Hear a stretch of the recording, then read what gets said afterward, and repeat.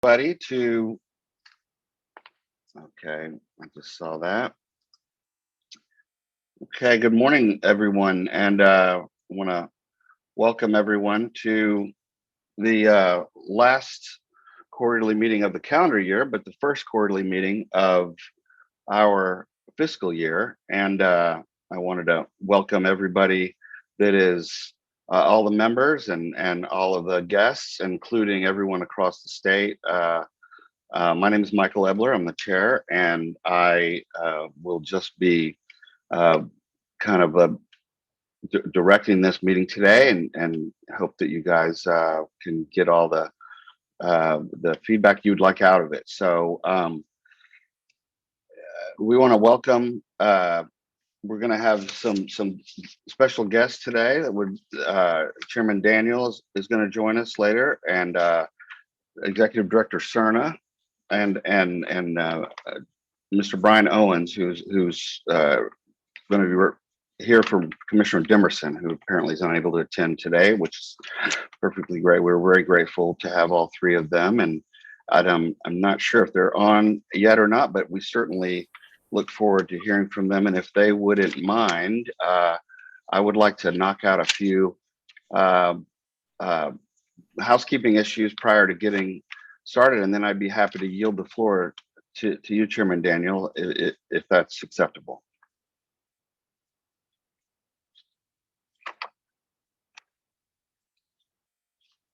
I might be on mute, Mr. Chairman. So we'll just we'll assume that is acceptable, and we'll yield the floor. That works for me. Go, do what you need to do. There we go. Okay, thank you, Mr. Chairman. It certainly will, and thanks for being here. So I will. First of all, I would like to welcome everyone from across the state, and including some people I was able to meet at the conference,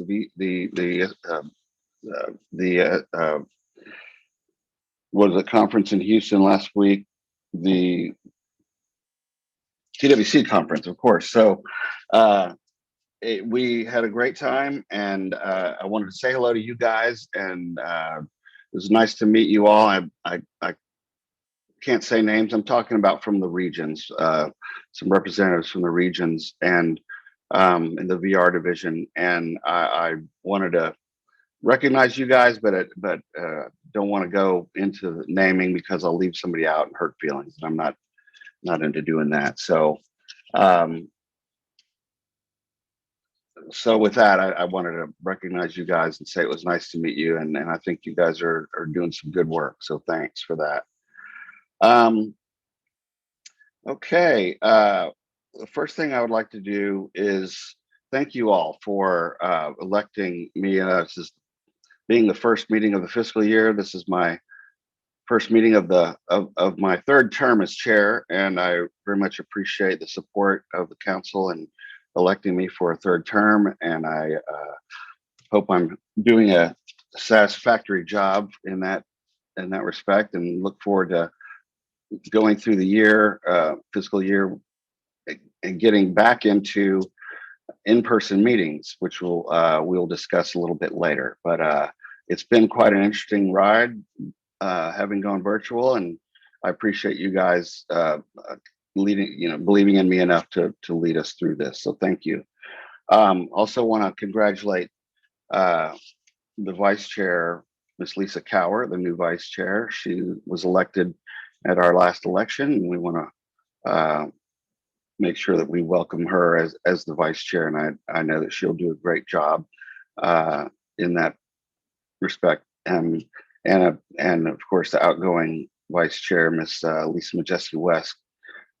We appreciate your service and did a fine job for 2 years, and I enjoyed serving with you. So thanks for your service. I wanted to welcome new members. Let us, and we'll, hopefully hear from them later, and look forward to bringing them up to speed on engagement. And we're very fortunate to have 3 new members. Ms. Glenda Bourne is here, and she has got some vast VR experience, and was recommended by Mr. Hunt, outgoing member. So this is very exciting to have Ms. Board aboard. So we're grateful for that. Mr. Mark Baird, who is referred by Matt Barrand, sorry, and we're very grateful to have Mark aboard. So thanks for being here. And then Dr. James Williams, who has a vast VR experience as well, and we're very grateful to have you aboard as well. So I want to welcome those three members, and if you see some fresh faces, that's why. So we're grateful to have them aboard. Let's see. Okay, finally, I wanted to. It was a couple of months ago. I don't remember the date exactly. The governor written a letter that asked meetings to go back into public and get together, with some special cases exempt, but and we certainly respect the governor's request to do that, and we do intend to get back into in-person meetings. We have some of our attendees and council members are disabled and might have some compromised health situations, breathing issues, perhaps on recovery or something like that. So we decided instead, and we also have travel issues, people getting, to Austin to have our meetings. So we decided to have one more virtual conference. Virtual quarterly meeting, and hopefully, if no variants come up and start taking us, that we can take this back into in-person meetings, which I certainly look forward to doing. And after going to the TWC conference and getting to meet with people in person, it was kind of a revisiting of what we used to do, and it's kind of funny sometimes you don't know what you miss until it's gone, and I certainly look forward to getting back in person with you all. So with that, those are my opening remarks, and I appreciate your allowing me the time to give those, Chairman Daniel, and now I'll yield the floor to as much time as you wish to take, sir. Oh, thank you so much. And I won't take much time. I just want to stop by and say hello. You guys' quarterly meetings seem like they happen every other week, and that's good. There's a lot of engagement, and I just think there's a lot of good conversation that takes place. There's so much benefit to what we can do through not just our vocational rehabilitation division here at TWC, but just across the board in terms of workforce. And I think groups like this one, where we get real experts and who are willing to volunteer their time, I think that's probably one of the more critical components of this.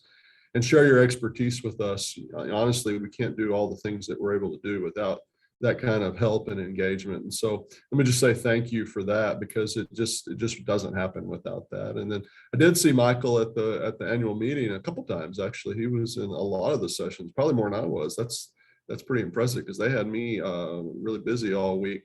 I appreciate that, Michael, you taking time to come do that. I just think there's a lot of things going on cross division here that we don't always get a chance to share. I mean, this group, this council is very focused on a specific task, but I think there's other things at TWC that you might likely be interested in. And so it's always good when we can share across divisions like that, because it's just good ideas and good initiatives and good programs that are going on. And I just think that we have probably more opportunities to get that kind of cross division engagement, and that'll do nothing but strengthen our ability here at TWC.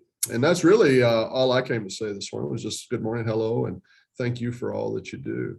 I did notice Christopher Baird is in a little small box on my screen, but he picked up his coffee cup to take a drink a while ago. What's on your coffee cup? I believe it's a Texas Tech Red Raider coffee cup. I thought that's what I saw out of the corner of my eye. So we'll just end on thank you so much for what you do in Recom Tech. We'll just end right there. Yes, sir. Yes, it is no secret that Chairman Daniel is a Raider. So that is thank you, Chairman Daniel, and thank you for your comments and your we certainly are grateful to have an opportunity to serve under and with you. So, and you did a a fine job at the conference, and I'd like to give you credit for that. And I don't remember that naughty robot's name that was trying to take your job, but you know, we need to let people like that we're in Texas and people here still like to work. Absolutely. His name's Right. McIntyre. He's been dealt with. So Good. And hope he's a pile of aluminium somewhere in a corner.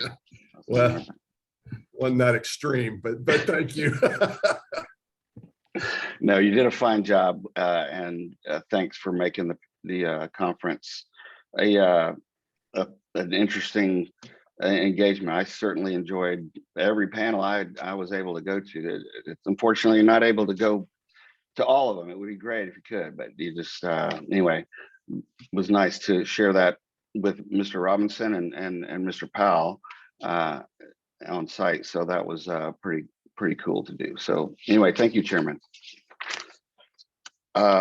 I don't is Mr. Owens or Mr. Cerna in the room? Would either like to the floor? This is Ed. Good morning, Mr. Chairman. I'm going to defer to Brian since he's speaking on behalf of one of our commissioners, and then I'll step in after him. Okay, Executive Director, and of course, as you request, calling you Ed. So that's exactly what we'll do. And Thank you. if Mr. Owens is available to speak, we'd love to hear yield the floor to comments from Mr. Owens. Well, thank you, Chair. Good morning, everyone. Commissioner Demerson had a conflict this morning and not able to join us, but he wanted to make sure that we were listening to the meeting and engaged and participating. And so he sends his best regards and thanks you for your service. And please always reach out to us. I mean, he talks a lot about boots on the ground, and that's his famous saying is you are the boots on the ground. And so please don't hesitate always to let us know what we're doing right, what we're doing wrong through Cheryl and her staff, and give us ideas. We're always searching for new ideas. The commissioners out there promoting work-based learning, internships, mentorships, and that falls right in line with a lot of work that Cheryl's doing through her different programs. And so thank you for continuing to do that. And I did see a few of y'all at the conference last week. Wasn't able to visit with y'all, but it was good to see everyone. Glad everyone that was able to attend enjoyed it and got something out of it. But anyway, that's all I got. Thank you for everything, and we'll look forward to the meeting over the next 2 days.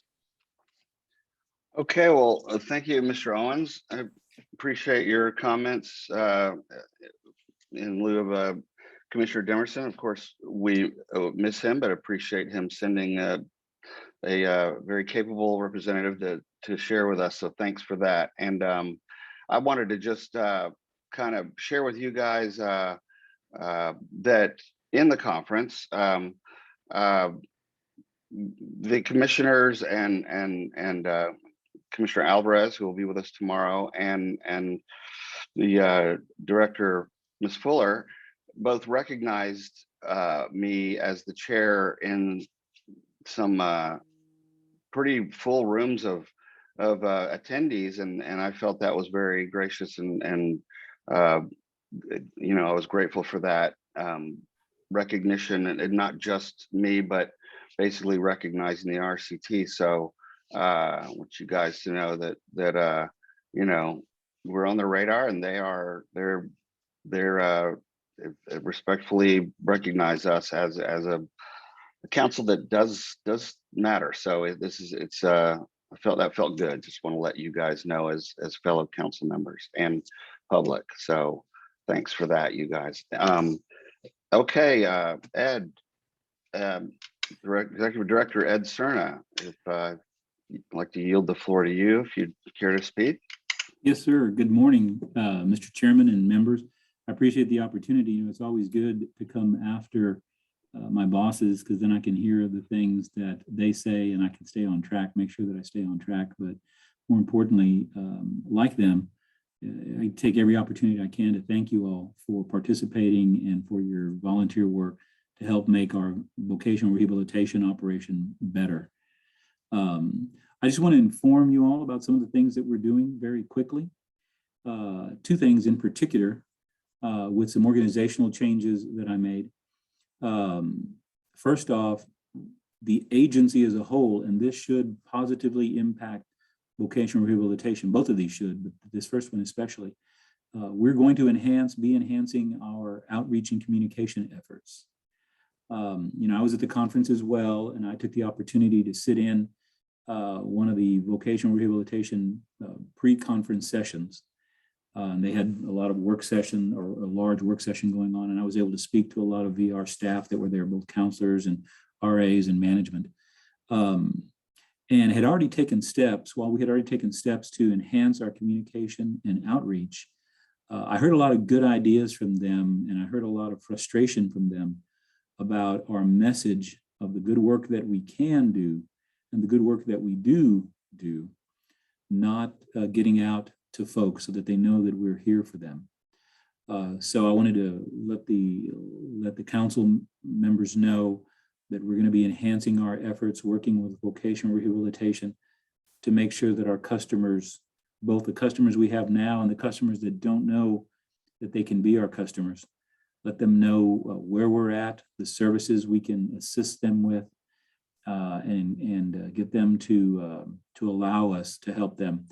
I happen to hear a very sad story. I've been sharing the story around. I attended the American Council for the Blind Texas conference, and I had a question that was unrelated to the story that I was told. But I had a question from one of the participants of the conference, and that individual then proceeded to tell me that she had great service from a vocational rehabilitation counselor, and it helped her get on track. She had lost her vision, helped her get on track, get her job back, and or not her job back, but get a meaningful job back in her life. But when she was told she was losing her sight and was declared legally blind, it was 2 years between that doctor's diagnosis and the time that she was able to get to a VR counselor. The doctor didn't recommend that she contact us for assistance. No one that she talked to in the meantime, nor did we show up in any searches at the top of web searches. And when she did talk to the counselor said, if only I'd have contacted you, or you'd have contacted me 2 years ago, I could have helped you keep the job that you had and liked. Well, that should never happen again. So one of our goals with outreach, and we'll take feedback from you all as we move through this enhancement, but one of our goals for outreach is to make sure that that doesn't happen. Make sure, or that happens very, very rare circumstances.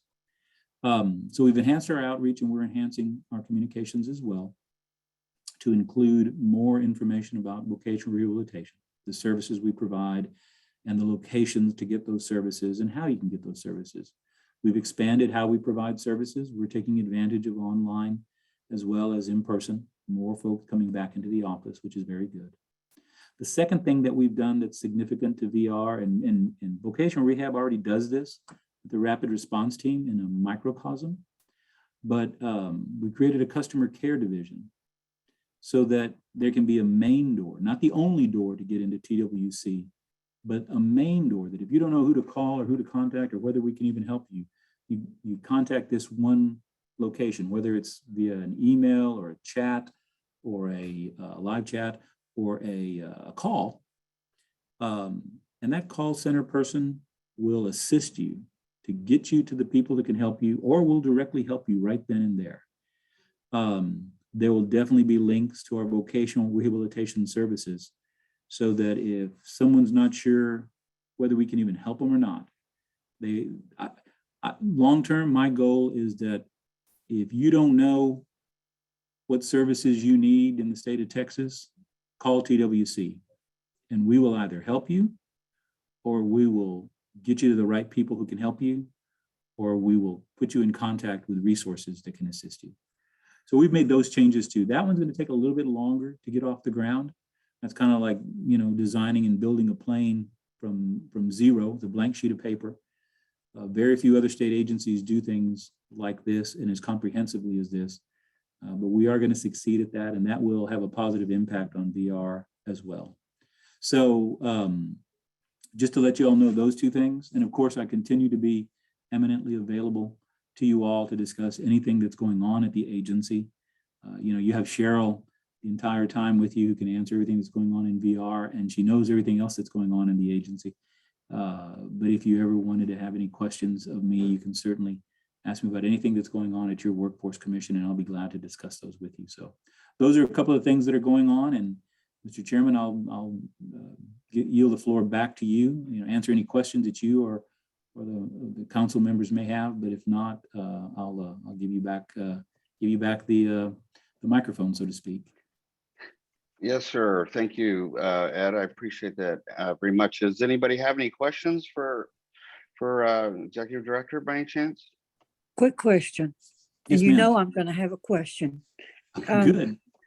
Do you have a 1-800 number that you could share with us so that we can be a part of that information dispensation if we need to? We haven't set that division up yet. We do have an Okay. 800 number. It's kind of the general one. That's a division that's what I meant by we're kind of drawing the plane, and then we'll be building it before we take off. So this division is starting from a blank sheet of paper. They're working on all those things right now. Okay.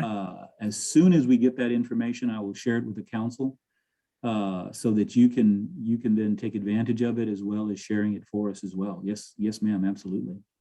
Okay. Thank you. Thank you very much for your Okay. question. Yes, thank you, Ms. Bourne. Anybody else have any questions for Executive Director? Hey, Ed, this is Elizabeth Kendall. Just on that same thought, what is Mhm. the timeline? Just a general timeline on that outreach project?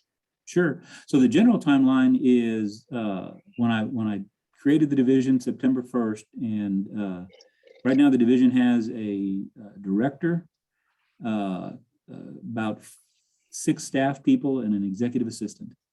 Their to-do is to basically lay out the foundation and what it's going to take to get this thing off the ground, with the goal of having something operational, or beginning to have something operational by the beginning of next fiscal year. So they have 1 year, 12 months, and they've already eaten into 3 of those months to come up with staffing requirements, qualifications for staff, get staff hired. The big challenge is going to be software, because I would like to, at a single point, record that contact, and then how we assisted that individual, and then have that information shared with everybody in the agency and everybody in the workforce solutions system, and then have them input what they did to assist that customer, so that we have a full picture. So about a year is what I've mentioned to the commissioners, and I have their support so far. And I say so far because it's always a challenge. They're under a great deal of pressure from a budgetary perspective, and I'm under pressure from an operational perspective. But about a year before that thing is, sort of an airplane with wheels up, wings out, and taking off. So. One Great. more quick, I'm sorry. No, go ahead, Glenda. Thank you, Ed. One quick Yes, ma'am, thank you. just that the software is accessible, because that might be an opportunity for some, visually impaired blind folks to work in that kind of referrals opportunity. Yes, ma'am. It is a perfect opportunity for that, because there will be both live chat, which is just online, Right. as well as the call center. And I think there will be some ideal opportunities there. I intend for us to look at those opportunities and all the software, since we don't have anything in house that we have to worry about modifying. I told Tom McCarty, who's the division director, I don't want this built on the cheap. You don't have a blank check, but I don't want it built on the cheap. I don't want you just to go out there and grab something we have and tack a few things on it and turn it into a Franken piece of software. So we can certainly make sure that the stuff that we get is accessible. It should be anyway, but is accessible. Well, not just for blind, but for Mhm. other people with disabilities as well. So, Yes, ma'am. okay, No, thank I you. agree 100%. I agree. Thank you for pointing that out, but yeah, it's a great opportunity. Anything else? And Ms. Kendall, thank you for your question and comments too.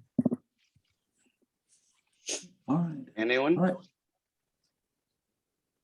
All right. Well, you all know that you can always reach out to me via email or phone. Cheryl's got all my contact information if you don't already have it.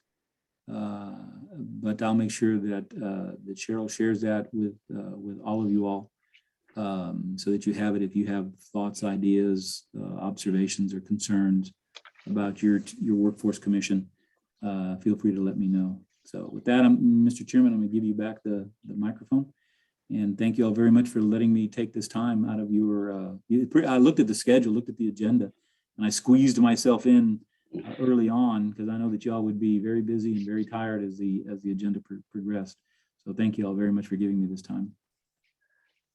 Absolutely, Ed, and Mr. Executive Director, we appreciate your presence and of course, however busy our agenda is, if you wish to have a piece of it, you get as much as you like. So thanks for being here and giving us the encouragement and the recognition. And so we certainly appreciate that. And by the way, you also did a fine job at the conference and your presentations and you know, the whole thing was quite inspiring and productive and rich. I felt it was very deep and interesting, and I hope I expect others got that same feedback out of it that I did. So, but you did a fine job as well. So thanks for that. Thank you very much. The staff did a fantastic job putting that together. Our first in-person conference after 20 months or whatever it was. Right. So the staff did a fantastic job, but thank you very much for your feedback, and I'll share it with them, sir. Thank you. Yes, and one thing I want to recognize you and your organization for is growth and improvement. That's what you guys are into, getting, you know, Texans back to work and careers. And you've been, you know, we've been unprecedented health crisis worldwide, and you guys have tackled that and done a great job. And now here we are getting Texans back to work in record numbers, partly because of that, but partly because of growth and people moving here. But you guys are working hard at growing and improving, and so that includes VR. So we appreciate your doing that, dragging us along with that. So thanks. Thank you, sir. Thank you for your feedback. I appreciate it very much. Certainly. Thank you, Ed, for being here. Okay, so in the spirit of time management, one of my jobs here. We should move on, but Ed, I would like to invite all guests who spoke. You know, the Chairman Daniel, Mr. Owens, and Executive Director. You're welcome to stay as long as you wish. I know you have busy schedules and Texas business to conduct. So if you need to duck out, please feel free, and we certainly appreciate you guys being here. Okay, I guess we need to move to I guess the conference attendance report. I guess that was what we just did. So we'll move on to the VR division report with Ms. Fuller and Jeffrey Miller. So Ms. Fuller. Well, good morning, Mr. Chairman and members. It's a pleasure to see you all again virtually. And I, like you, Mr. Chairman, I'm really looking forward to having us together when we are able to meet in person, hopefully at the next meeting. And it was so nice to see you and some of the other RCT members at the conference. It gives you a boost, and we've missed those boosts over time. So today, Jeffrey Miller and I are co-presenting. So this is our opportunity to do something we've hoped to do for a while, but also hopefully in response to some of the feedback you've given us that's been very helpful. What we're trying to do is jointly present the update for the VR division, where we provide context for the data and we focus on the priorities established in the comprehensive statewide needs assessment and that are becoming a core part of our modification to the combined state plan, the VR portion.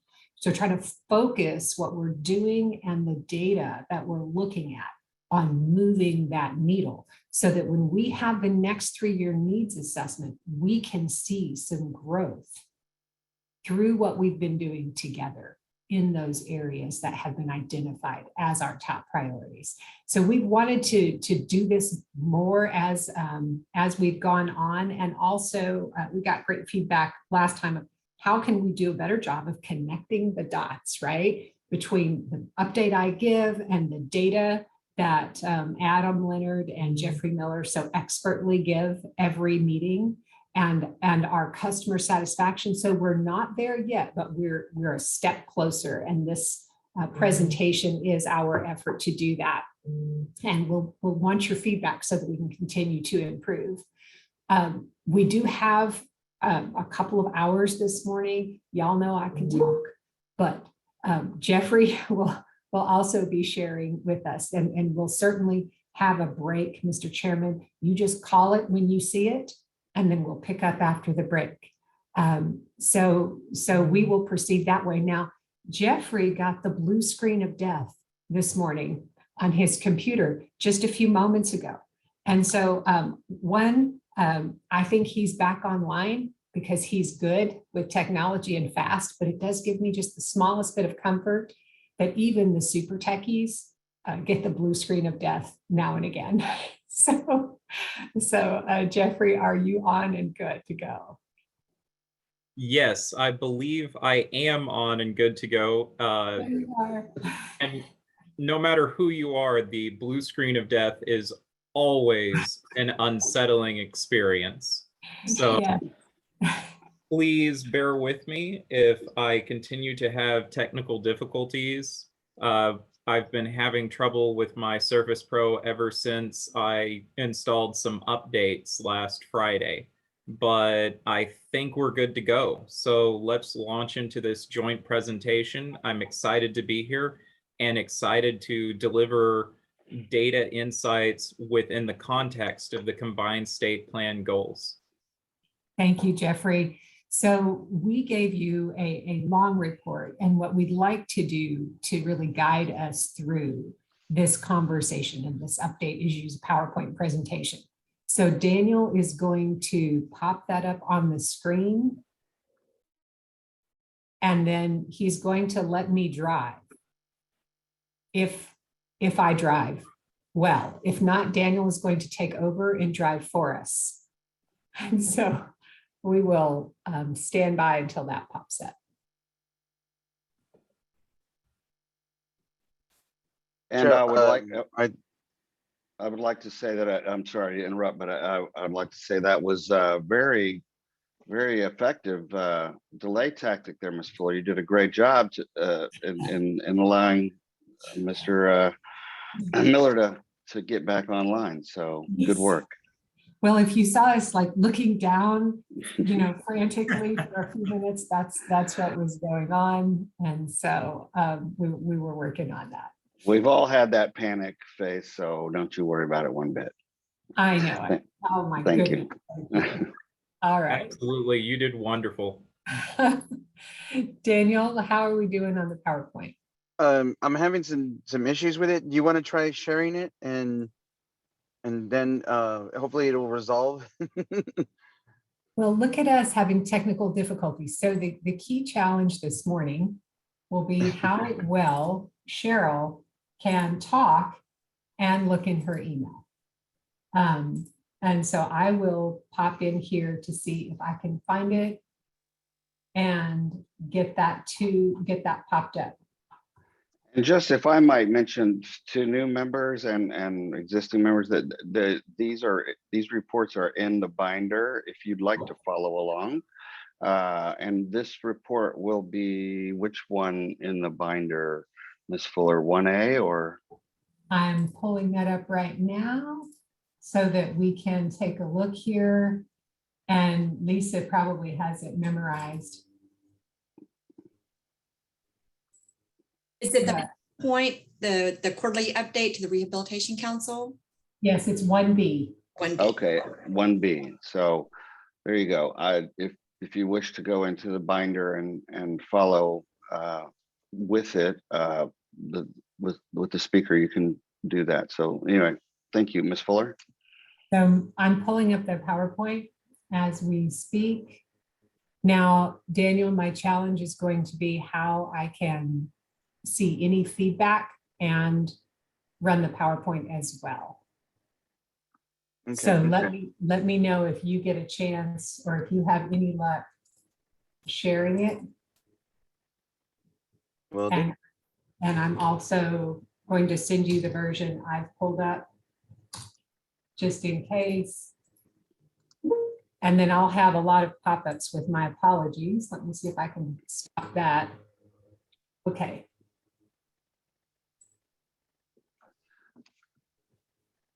Yeah, sometimes these technical difficulties creep up, and we can't ever predict them, of course, or we keep them from happening. But if you guys attendees could just Bear have with some us. patience, bear with us. Yeah, we'll get it So up Daniel, there. I'm having trouble sharing my screen. So how about between you and Lisa? Y'all see what you can do about screen share, and I'm going to start giving the update because I actually Okay. can do that without the PowerPoint slide in front of me. And the first part of it anyway doesn't have much in terms of slide content. Would you like me to share my screen? If you can, Jeffrey, and we will do it that way because I can give the first section. I don't want to delay any further, but we'll let you go at sharing your screen. So what you have today is an What I update. fear, pardon me, Ms. Fuller, 1 second. What I fear is that when you're speaking, Jeffrey's screen may go into, I don't know, hopefully maybe it'll remain even though you're speaking. Is that the case? I don't know. We'll see. It should be okay. It should Okay. be okay. We'll catch up with the PowerPoint as soon as it cooperates with us. But I usually speak to y'all just directly from the report. right. So I'm just going to get started. So this presentation has 5 sections, and the first part of it will be general updates. And then the heart of the presentation is really the actions we're taking to implement the comprehensive statewide needs assessment and those critical areas of priority that we've identified. And that's where Jeffrey and I are going to go back and forth a bit. I then have a few updates about the customer satisfaction results from the 4th quarter, our fiscal 22 operating budget and expenditure report. And then at the end, Jeffrey will have an opportunity to share with you any ad hoc requests. Hey, look at that. Any ad hoc requests that you had of him that he can update. So Jeffrey, we are on slide 2, moving to slide 4. Whenever you're ready, let's pop up slide 4. Because slide 4 is the general updates. These are generally projects that I want to make you aware of, or maybe guidance we've received from RSA, or the status of our implementation, of the legislation passed during the most recent session. So first of all, I'd like to give you an update on our work to implement our corrective action plan from the monitoring visit we had from the Rehabilitation Services Administration in 2019.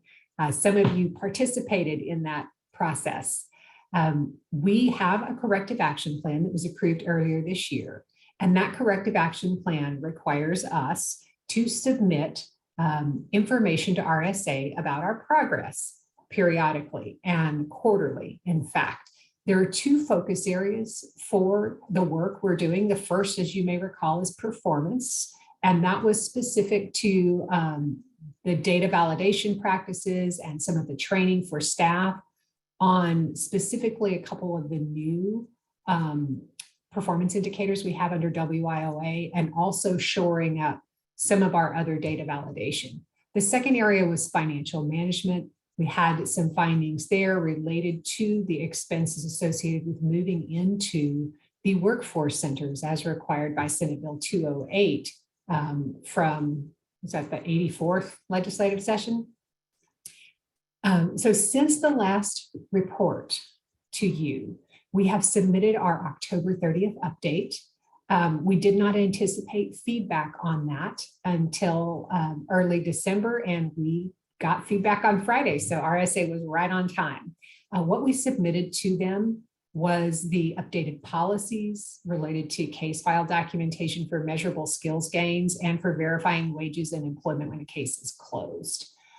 We also shared information about our training strategy, which included the PowerPoints and the desk aids and the tools for our staff to support what they're doing. And we also provided a new case review guide. We got some great feedback from RSA on that. That does not mean they won't have questions. Of course they will, because they're looking through to see if there's anything they would suggest we could do to further strengthen that. And the feedback we got from them on Friday, they just had a couple of clarifying questions where we can explain a little bit more what we're doing. And then in addition, they've asked us to take a look at a couple of other elements of data validation. So we're working on that. With regard to the financial findings, our finance team has just, in Chris Nelson, our chief financial officer, in his department, they have done such incredible work to really sift through the questions from RSA about the costs associated with moving into the workforce centers. And they are still working on that analysis and how we will reconcile those questions. But they will have likely that for the next update, the end of January. So we're working on it. We want to close this out as soon as we can. We'd love to have that done no later than mid next year, if not earlier. So we'll keep you posted. We also wanted to share with you that RSA released some frequently asked questions. It was actually an update to FAQs they released earlier, but in October, they released some additional FAQs for what is called the Criterion for Integrated Employment Location. So let me back this up, particularly for our new members. You may be well aware, but one of the changes under the Workforce Innovation and Opportunity Act of 2014 was that the only outcome for which VR staff and VR participants can aim, right, is competitive integrated employment. We've always known VR is about employment, but competitive integrated employment has definitions associated with that. So we know what meets that standard. Competitive has been pretty clear. It's above minimum wage. It's the comparable salary to what other people are making. It's opportunity for advancement. But the integrated location component of that definition has been really discussed and questioned, and clarification has been sought, and there are different perspectives on this. So RSA has issued multiple pieces of guidance to clarify what they mean by this. This guidance did not substantially change at all RSA's prior position about what constitutes an integrated location.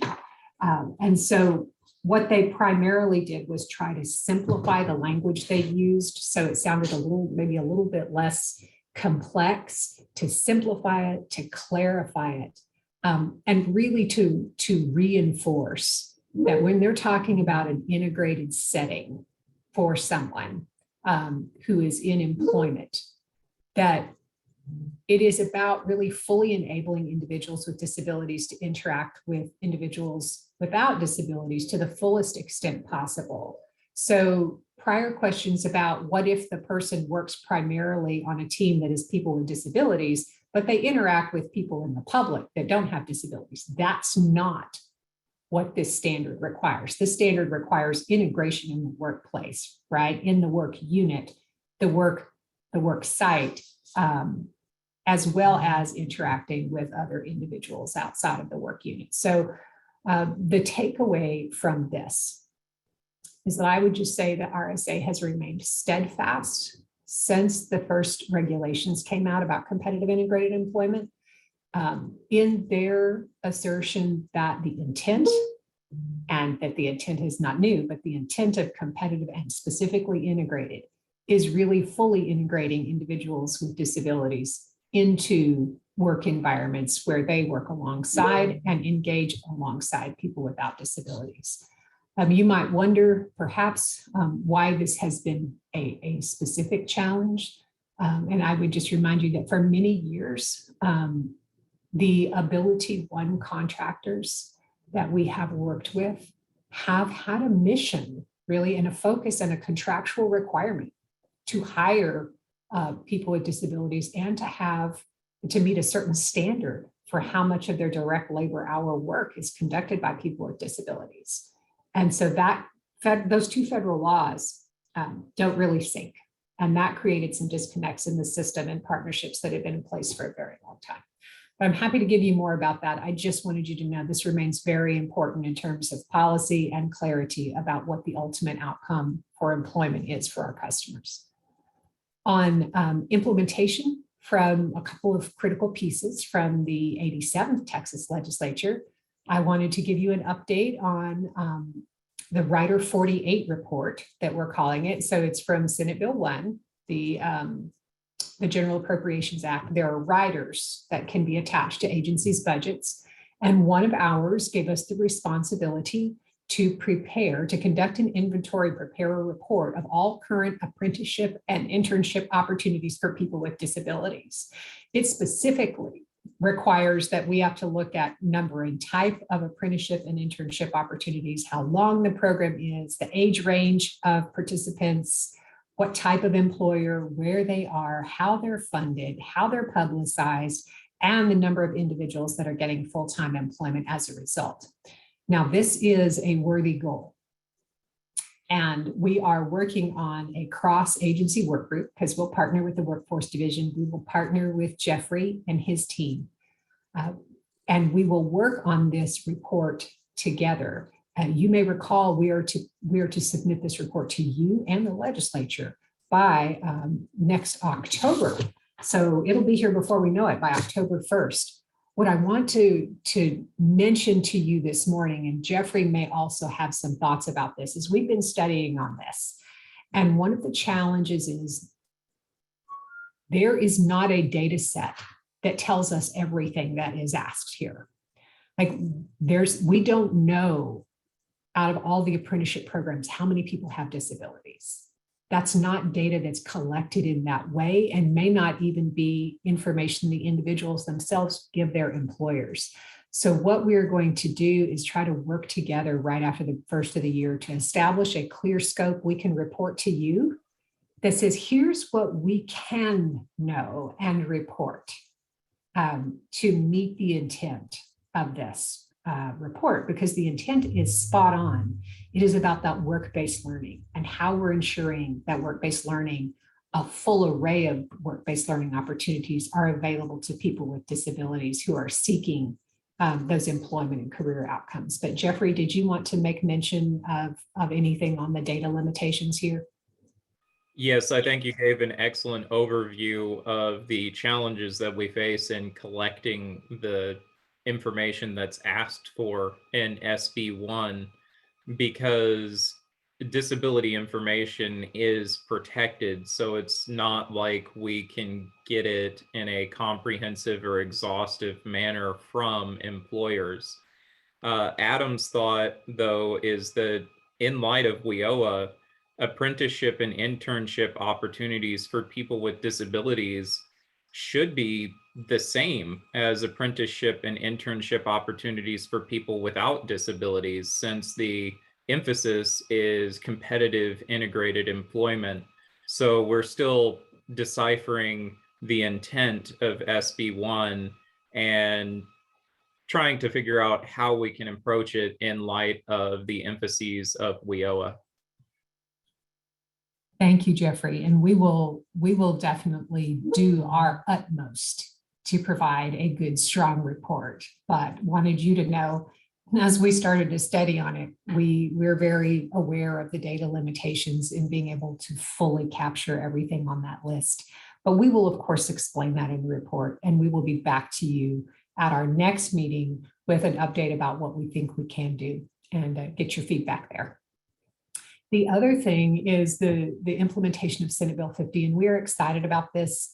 I know that you will recall our colleagues from the Texas chapter of APSI who have been working very diligently and tirelessly to improve opportunities for competitive integrated employment for people with disabilities, and particularly for Medicaid waiver recipients, folks that are in one of the Medicaid waiver programs. And that the employment rate, you may recall from the great presentation we got from them, I think it was last May and the subsequent, or this May and subsequent presentation from Sarah Kendall in August. There are far too many people with disabilities who are not getting the opportunity or may not have awareness about the opportunity for competitive integrated employment. And we have work to do there. And this implementation of this bill is going to be very important, we think, for that effort. And as we continue to talk over the next 2 days, potentially for a significant undertaking for the VR program in partnership with HHSC and the Texas Education Agency, we hope.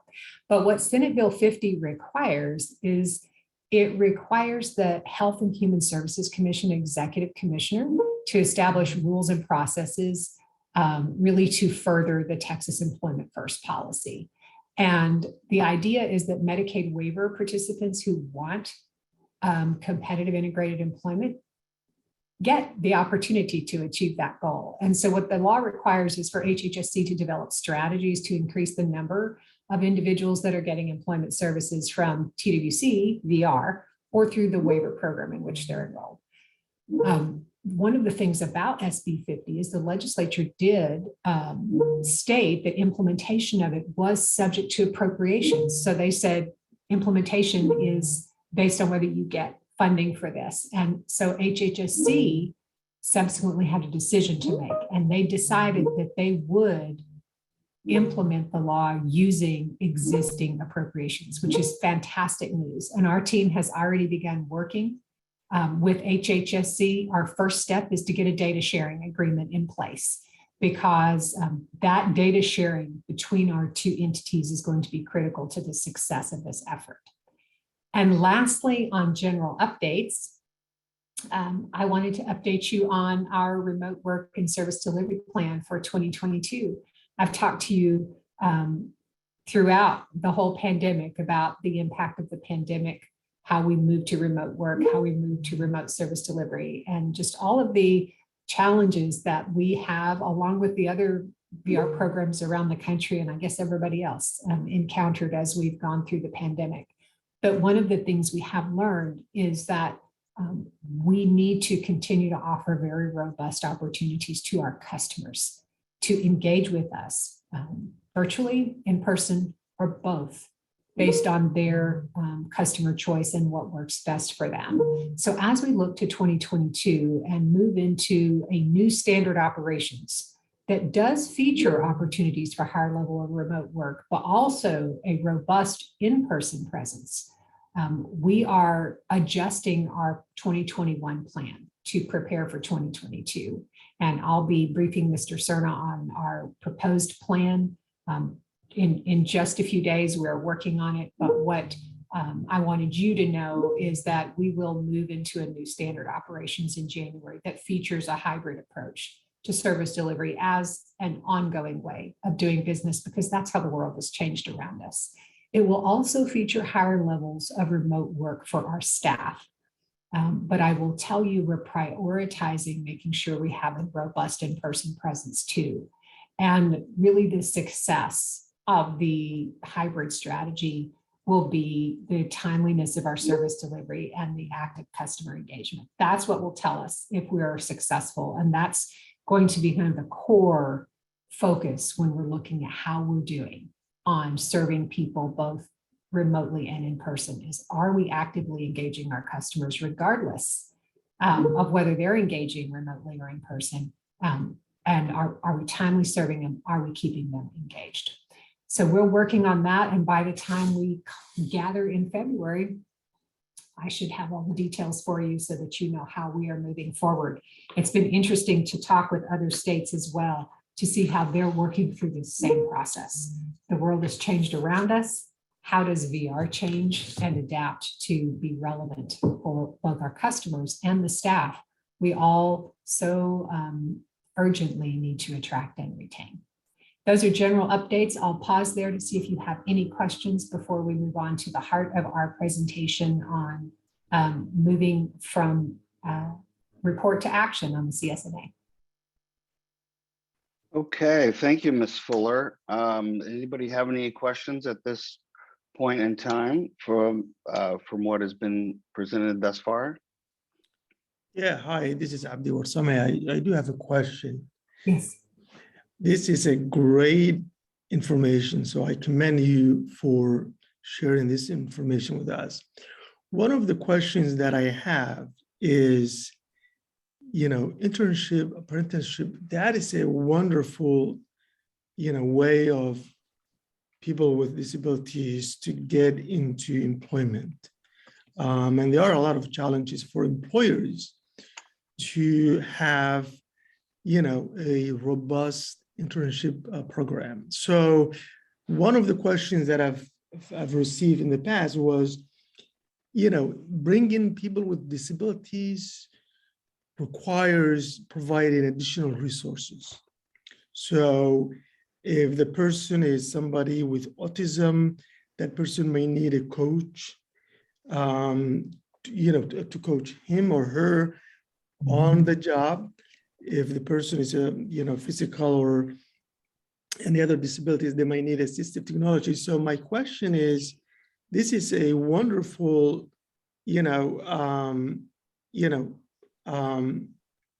way of bringing these people in, but are we also providing resources to employers to be able to do that? Because if the employers are not, or not forthcoming, this will not be successful. You are so right. Part of what VR can do as we implement work-based learning opportunities, the full array of them for our customers, is that we can also come alongside the employer. I will have a little bit later in our update an example of one of the things we're doing to actually create a strong collaboration with employers around training and work-based learning for our adult customers. But I can give you an example of Summer Earn and Learn, which is, I think it's probably the biggest summer employment program for students with disabilities of any state. It's a big program. And what we do is, in partnership with the local workforce boards, we're not only placing a student for paid work experience of 5 to, some of them go, up to 8 or 9 or 10 weeks during the summer. We're not only placing them there, but if that student needs technology or transportation, we're assisting with that. And if they need a skills trainer with them, we assist with that. And that really helps employers then provide those opportunities for work-based learning. So you're absolutely right. We have to serve both customers, both our customers with disabilities and the employers who hire them. You also assist with assistive technology. I know in previous summer programs, we did, stuff with assistive technology for the SWEAT program that operated out of TSBVI and so on. Yes, ma'am, that is right. And for the rest of y'all that don't know, Glenda's forgotten more about assistive technology than I know. So, she's absolutely right. That is a critical part of what we offer for our customers in any circumstance with their services. Are there any other questions about these general updates before we move to the update from Jeffrey and I? Can I ask one question, Cheryl? This is James Williams. Good morning. I had one question, and if I'm getting ahead of y'all, please just tell me, and I'll save it for February. But one of the things I wanted to ask with the plan for hybrid work and working through that with staff, and this is frankly just based on what I've seen in the field, since COVID and everything, is there going to be some, I don't know how to say this, not mechanisms, but is there processes, I guess, in place to ensure that the quality of services is still there? So, you know, people working remotely, that those counselors are still serving their customers to that same standard. Yes, there are. And we have standards associated with counselor performance that counselors are evaluated against. And our management has been working through those challenges this year. So how are we following up with our staff to make sure if they're challenged to meet those standards, we give them the support and the training they need to meet them. And if that's not successful, then we have to take, of course, other appropriate measures to address that situation. And as we go forward, that will just continue to be so important, which is why I emphasize that the heart of what we do, the core standard by which we evaluate a new model of service delivery, has to be timeliness of service delivery and quality of customer engagement. We have to keep that at the forefront as we move forward. But as you can imagine, this was quite an adjustment. Yes, for everyone, yes. You guys have this too on the provider side. You guys just had an incredible challenge that you met to figure out how to serve people virtually. And it takes a little bit of time to develop some good processes and muscle memory. But I'm confident that as we move forward, not only have we been taking actions to address the challenges, but also finding where people are doing really great work and elevating that, and keep doing that. So thanks for asking that. No, absolutely. Yes, ma'am. This is April Polreese. I appreciate your time today and all of the information. As far as assistive technology goes and meeting with employer and consumer needs, I'm just curious on where it begins and where it ends. Like, for example, if a consumer is with an employer that's very integrated into software that is not accessible, and so, you know, where does that integration begin? Because it's not accessible. It's going to make it hard for them to bring more disabled people in, but it's, you know, it's a big company with an integrated system. Like, where does that begin? Where does it end? Well, that is a challenge for some of the employers with whom we work, but I can tell you that what we do is we can assist the individual with the technology they need to participate in services and to obtain that employment. But as you know, employers have a responsibility to ensure the accessibility of their physical locations as well as their technology systems. We have employment assistance specialists that do a fantastic job alongside our business relations coordinators of going on site and actually looking at the systems that employers have and letting them know the degree to which they are accessible or strategies that they can use to make their work environment and their systems more accessible. Ultimately, though, accessibility of systems that an employer has for their business is the responsibility of the employer. Okay, yes, I appreciate that. I mean, I'm sure things have changed over the years, but since I was last in the workforce, but that kind of pushed me out of the workforce with the software not being accessible. And I see it with other people that I know. So I just, you know, I was just curious on, you know, who, like, so if they have, if they are assigned to a counselor, then I should, you know, ask for a specialist to come in and work with the employer to maybe work that out, probably is what you're saying. Absolutely. Okay. And all of our counselors have responsibility to talk to customers about assistive technology and how that assistive technology can help them with receiving our services, but also obtaining employment or retaining and advancing in employment. That's really important. And accessibility is part of that conversation. Great, thank you. You bet. All right, shall we move to our next section, Jeffrey? Yes, Jeffrey, I'm sorry. I'm going to recognize you in 1 minute. I have a question for you, Ms. Fuller. If or a comment also. One thing I wanted to comment on was that you know, earlier you brought up the concept of engagement and on our hybrid model that we are approaching when we go back live. And it may not be exactly on the first meeting. This is quite a progressive undertaking, so it may take a little bit of time for us to get all of the equipment together and make sure that we produce a quality hybrid presentation. But we all look forward to that.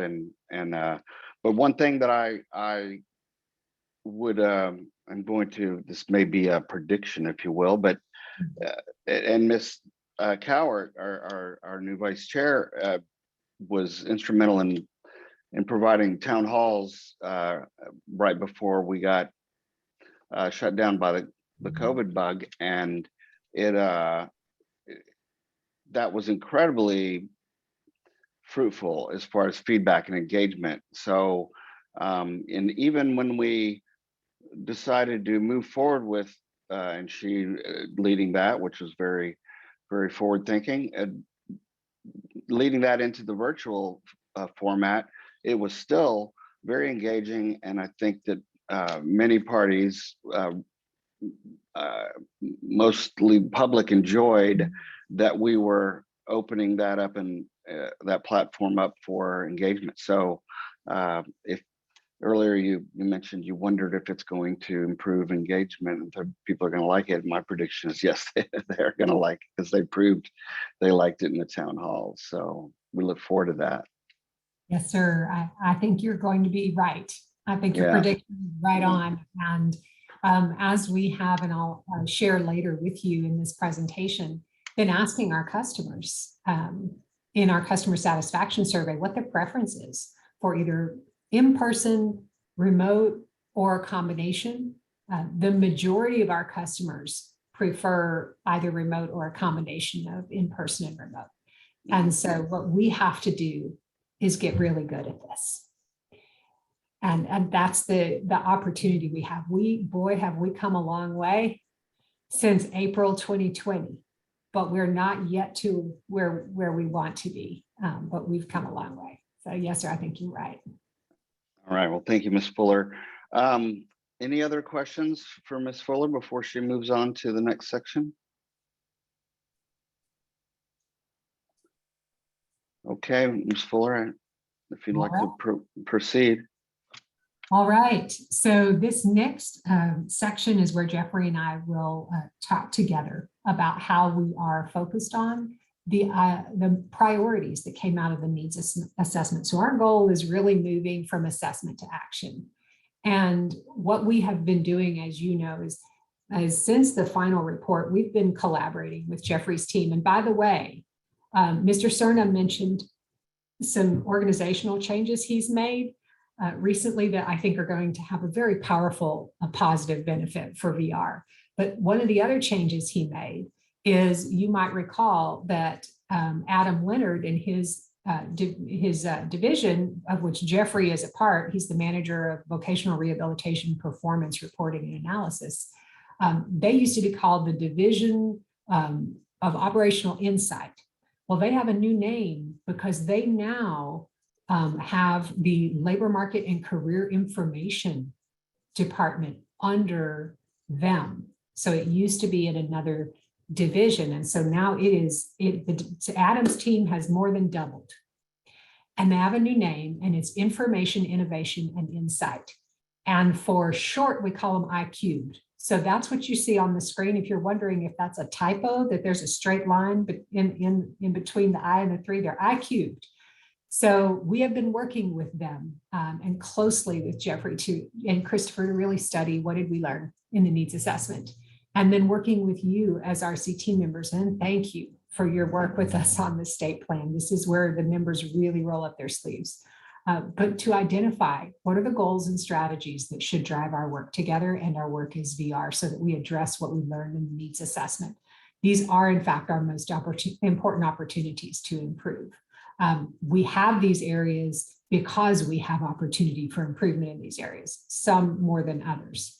And so what you'll see is us incorporating that into the combined state plan, but more importantly, getting started on the work, because there is work to be done. And that includes working with Jeffrey and his team to identify measures for each of the goals. Now, it's important on the measures that we think about what is the outcome we would hope to see if we're implementing this strategy.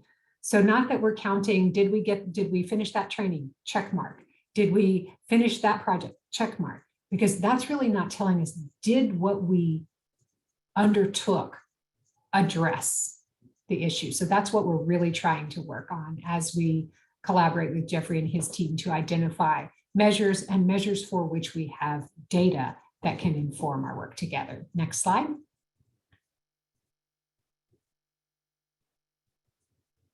But so there are 6 proposed goal areas right now. So if as we talk through this, we're going to go into more detail on each of the goal areas. So the first one is about providers. You know, our concern about our loss of providers, the work we need to do.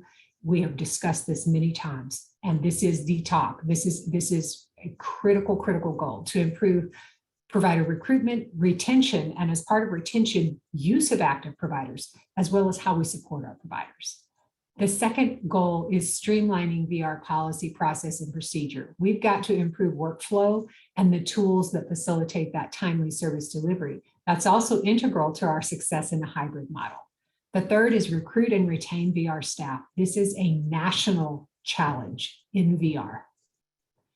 Over the last 4 or 5 years for the program, nationally, we as a program have really seen increase in turnover and difficulty in retention as the world around us changes, while our program became more complex for our counselors. And so that's a critical goal for us. Fourth is improving and developing additional user-friendly resources to maximize customer choice. We've got some real work to do here and some exciting opportunities, not only on helping our counselors help our customers have informed choice by knowing what providers are available, but also really looking at work incentives and benefits. And all the work we've done to date is good, but we have identified that we have significant work to do here. Fifth goal is improving our staff knowledge and our system capacity. So there was a lot of conversation in the CSNA about staff expertise and how that needs to be strengthened and expanded. The complexity and the richness of the information that is around us is hard for our staff to get their arms around. So how do we help staff have that knowledge and expertise and the resources to really benefit our customers? And how can we build system capacity that supports that improved service delivery? And then the sixth goal actually came from your recommendation, and we so appreciate that. And that is, let's really specifically identify employers. So increase and enhance our partnership with employers. And we want to do a couple of things there. We want to make sure we understand employer needs when hiring people with disabilities and working with VR. So how can we help them work with us? And two, build awareness about the benefits of hiring people with disabilities so we increase those employment opportunities for our customers. So that's the snapshot of the proposed goal areas that are coming directly out of that needs assessment. Next slide. But there are a few caveats that I wanted to make sure we keep in mind. This work underway that you'll see, these are the initial actions we're taking to implement the strategies. They're not the only actions, but it's reporting to you, what are we already doing? We know we need to get on it, so what are we already doing? And so we have more work in the pipeline that we will develop as we go forward to make sure we're really hitting the mark on those strategies. And also you'll see some actions, I tried not to do it too much, but repeat, because some of the actions we are working on will actually address multiple strategies or goal areas. And you'll see some initial data as well. This is data that helps us say, what is our starting point? And in some cases, we need to do a bit more work in order to get a good starting point. So as we work with Jeffrey and get your feedback, we've got to make sure that for our data, it's something we can collect that will actually measure good progress. So with that, next slide. So goal area 1, and what you have here is that I've included strategies and then what is the working process. So the strategies for working to recruit, retain, and support our providers, including streamlining requirements. How can we make it less administratively burdensome to work with us? The second one is making sure our payment rates are competitive and equitable, but also establishing a process so that we have a regular rate review and update for our rates to keep them competitive. We also want to improve our provider recruiting efforts. But then fourth, we want to enhance the support and training we have for providers once they are our providers. And then our fifth strategy is that we need to make sure our internal systems for provider identification by our counselors working with customers are useful, current, and accurate. And when you look at the fact that we have far more providers than we're working with actively, you'll see why this strategy is so important. How do we make sure that our customers and our counselors have the tools so that we're really engaging the active providers we do have?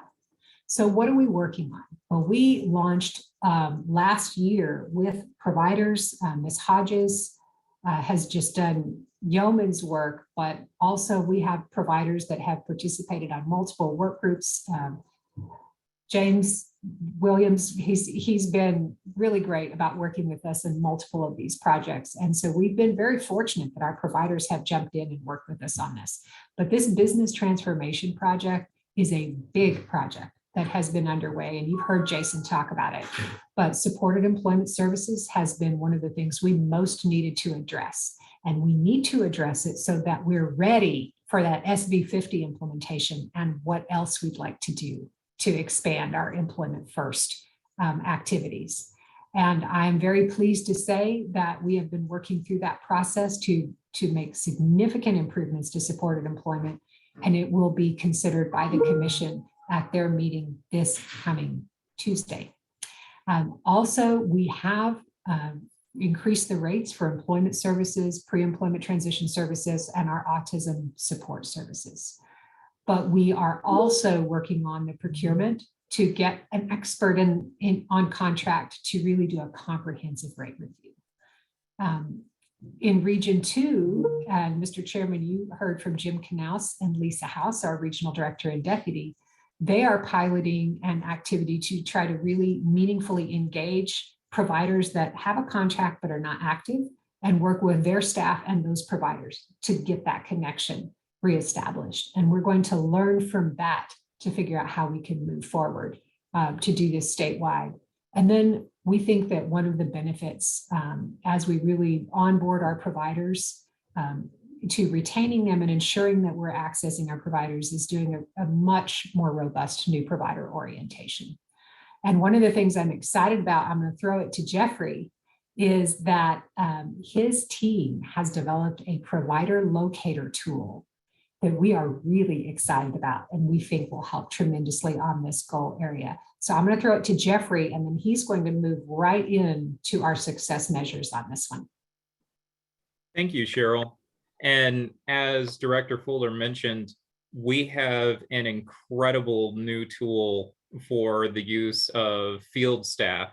It'll be the first time that field staff can interactively search by service category based on the customer's zip code of residence to see what providers are within any specified radius. So they can say, show me all on-the-job training providers within 60 miles of 78729. And the map will come up and show them that radius. I wish I had time to demonstrate that tool for you now, but if you are interested, please reach out to me by email, and I would be glad to give a brief overview of the tool for any RCT member. It would be my pleasure to demonstrate it. And my teammate Anna and Chris have done incredible work on that tool. And Anna recently had the privilege of showcasing it at the workforce conference and received very positive feedback. So hopefully that tool will help support the strategies for goal area 1. Now we come into the question of how we measure success for recruiting, retaining, and supporting providers. And what my team and I have come up with is to look at an increase in the percentage of active VR service providers, as well as the total number of available providers. And we're going to be looking at that from 3 different perspectives: statewide, then by VR region, and also by RSA service type category.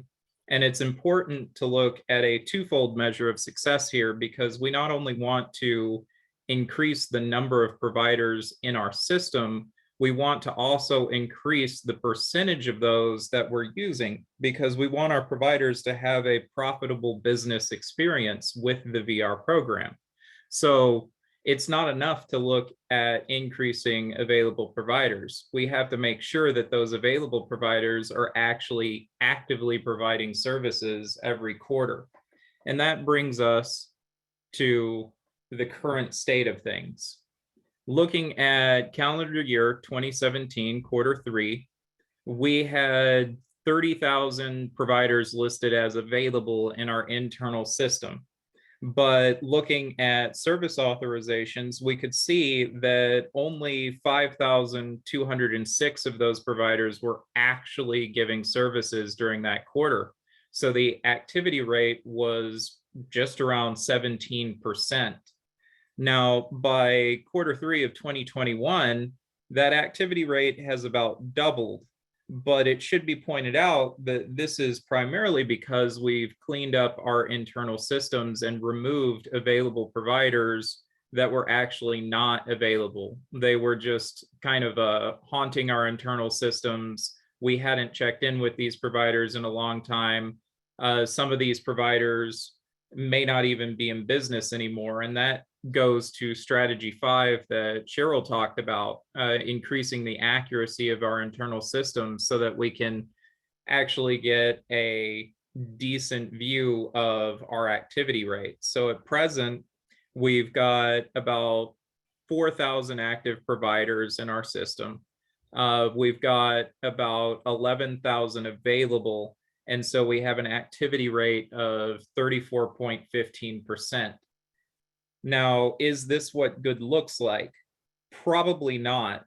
We think in iCubed that most providers who join the VR system are going to expect to provide some services every quarter in order to remain profitable.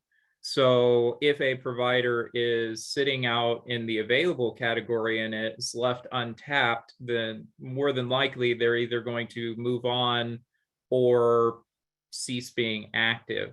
So we still need to do further research to determine what a good activity rate should look like. But at 34%, we can guarantee that there is a lot of room for improvement on goal 1. So this is indeed a great priority to have.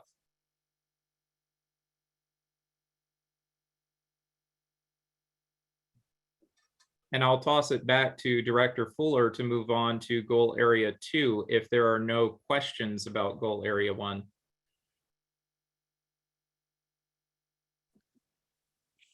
Can I ask a quick question? Yes, please proceed, Glenda.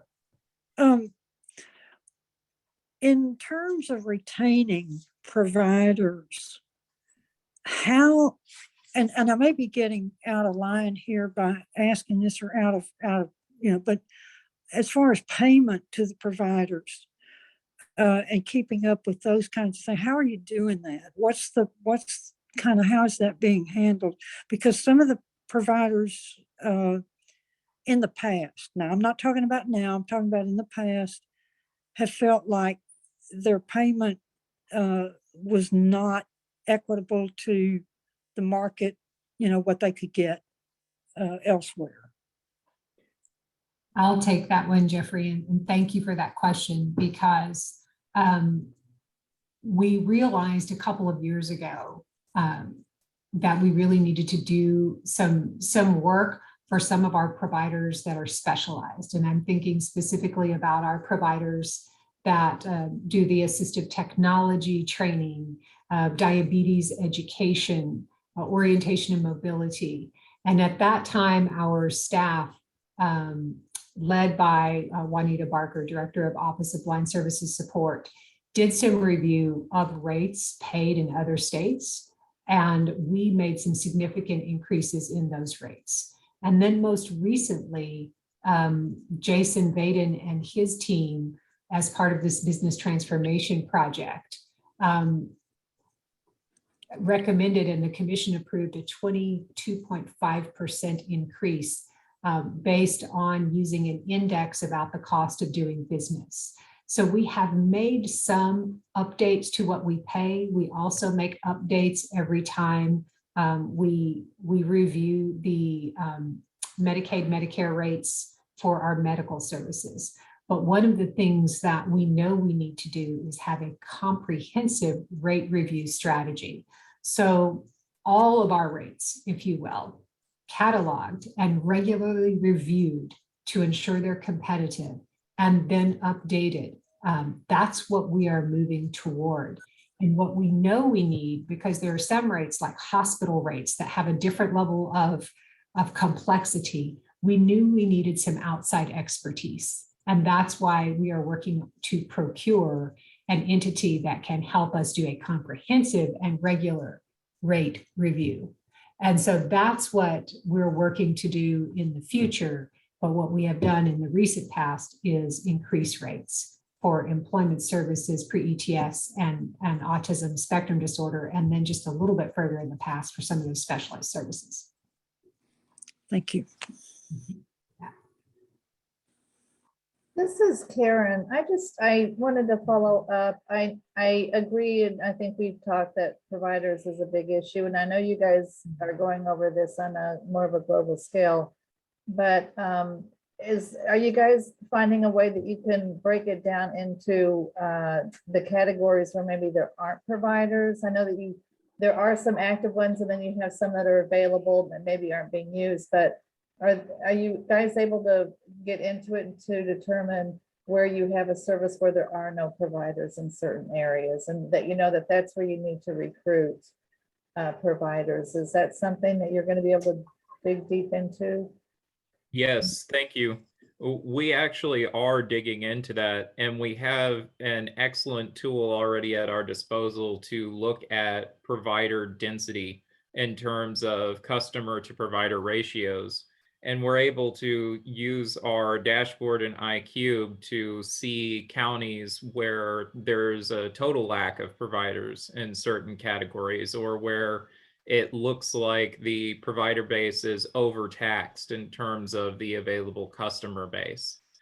So that component of our provider locator dashboard was not showcased at the workforce conference, but it's associated with the dashboard that we displayed, and in fact is accessible to, in theory, to anybody within TWC.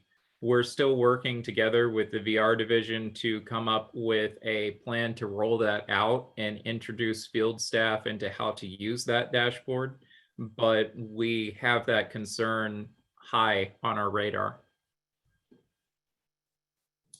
Thank you, Jeffrey. And you know, we have been so fortunate at TWC to have a team like Adam and Jeffrey. Our ability to look at data and really inform decisions with data is just so much better than it has been in my tenure. And so we'll continue to get better at this so that we can target where we need to build providers. But I would like to just give a quick update about something that I'm very excited about.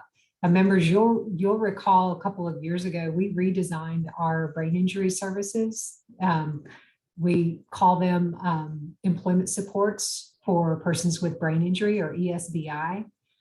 This model is so important to us because it does incorporate some of the elements of progressive employment, which we believe is critical for the success of our customers with brain injury.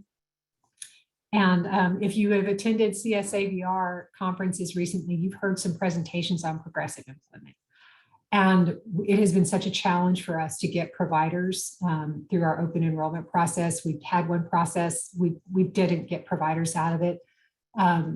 So we just closed our second open enrollment, and I am just so excited to tell you we have applications that are in the review process that would cover every region of the state. And brain injury services are so important for us to be able to provide and collaborate with our partners at the Health and Human Services Commission Comprehensive Rehabilitation Services Program. This has just been something we've worked so hard to do, and we did a lot of work to with the providers that were interested in applying on this brain injury services open enrollment. So stay tuned.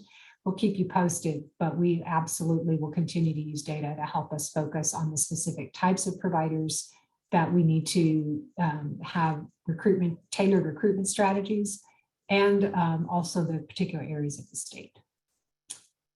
All right, goal 2. So for goal area 2 here, we're talking about streamlining our processes, systems, and forms. This is not only for the benefit of our staff, which ultimately benefits our customers, of course, but this is important for our providers. Providers, you have told us, those of you on council, those of you in the audience, and our providers through our engagement with Ms. Hodges and Jason's team, that our structure, our forms, our procedures were administratively burdensome. And our staff have echoed that. So this is a really critical priority for us.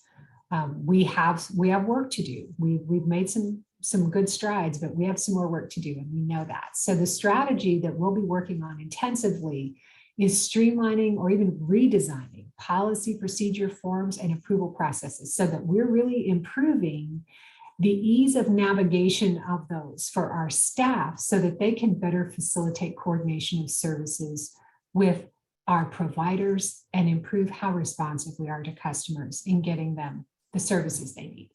The second strategy here, and that's a massive strategy. You see there are only 2 here because these are big. The second one is improving our workflow processes and our business systems.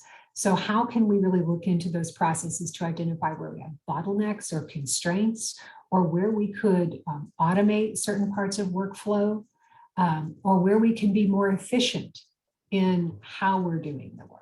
So a lot of work here, but some exciting things we've already done. And you've heard me mention the supported employment project, so I won't mention that again. I will thank you for providing feedback on our proposed changes that will hopefully go before the commission on Tuesday and be considered for approval. But we've also taken some specific steps, even on forms like the Pre-Employment Transition Services Progress Report. We heard that that was clunky, so we've made adjustments to that. We're also looking at the form series for Project Search. This is one of those, it's just, I have a lot of favorites, but Project Search is one of my favorite programs that we do where we really partner with employers, with our CRP partners and school districts to give great internship opportunities to students with disabilities in their last year of high school eligibility. And we have about 30 of these sites around the state. But our form series here needs some refining and some streamlining. So that is something we're working on right now. Jason and his teams are already also looking at the basic requirements, which is Chapter 3 in our Standards for Providers Manual, to see how those requirements applicable to all providers can be streamlined. And then we've got a work group that includes counselors, it includes other field staff, program specialists that are reviewing internal approval processes to see how we can make those smoother. Still have internal controls, which is why they were put in place in the first instance, but make sure they're not resulting in constraints. And then lastly, provider communication and engagement. We know and have learned but needed to recommit ourselves to the truth that we cannot, and I'm getting a spam call, sorry about that we cannot succeed as a program without a robust and engaged provider base, because our providers are so often the hands and feet delivering the services to our customers. Our priority and our commitment is to continue to strengthen what we're doing. And so through provider communication and engagement, through Jason, through Ms. Hodges, through those of you on council now, James, you're right on the council, so you're right in there with it, helping us be actively engaged with our providers. So this is really critical working process. And now I will let Jeffrey talk about a little bit of our baseline here. Thank you for that overview. So when we're talking about streamlining processes, systems, and forms, the best way to look at whether our strategies are successful is to measure the intended outcomes. And so iCubed has determined that if we succeed in optimizing our delivery processes and whatnot, we're going to see a decrease, accounting for seasonality, because this will vary from quarter to quarter, in median time from initial contact to participant status in the VR program. So in other words, we would see people move through the pipeline more quickly, going from the first conversation they have with their counselor to actual implementation of a plan to get them quality employment. The second metric for success is going to be an increase, accounting for seasonality, in the percentage of those determined eligible who move into an individualized plan for employment. The rationale behind this measure is if somebody is eligible for VR services, successful VR system arrangements will ensure that that individual moves into an actual plan for employment and receives services. So where are we on these two measures? Well, for initial contact to initiation of VR services, we're doing well, well above the national average. So we're in a good spot here, because I believe the federal regulations are that we want somebody to move from initial contact to application in 90 days, and then from application to initiation of service in 60 days. Is that correct, Director Fuller? You're almost there. It's 60 days from app to eligibility and 90 days from eligibility to plan. Gotcha. Thank you for that clarification. Well, presently, we're looking at right around 90 days from initial contact to initiation of VR services, which is good according to the federal guidelines, but it may not be what good looks like in terms of our customer base, because you're still looking at 3 months or a quarter from the time that a customer comes in and typically starts receiving VR services, especially when you're looking at Gen Z. That's way too long from their perspective. They are looking for much more rapid services, and a lot can happen in 3 months, especially in cases where job retention is a concern. So we're doing okay here, but there's a lot of room for improvement still. It's not enough to beat the federal guidelines. We have to lead the nation in terms of the quality that we provide to our customers. So we'll keep an eye on this measure. Now, looking at participant creation rate, which iCubed defines as the percentage of eligible individuals who are then moved into a participant status with the creation of an IPE, we're doing pretty well. In 2017, Q3, we were at 73%, which was okay, but we've vastly improved. Now in Q3 of 2021, we're looking at about an 87% rate. So 87% of people who are determined eligible for VR services actually go on to receive them.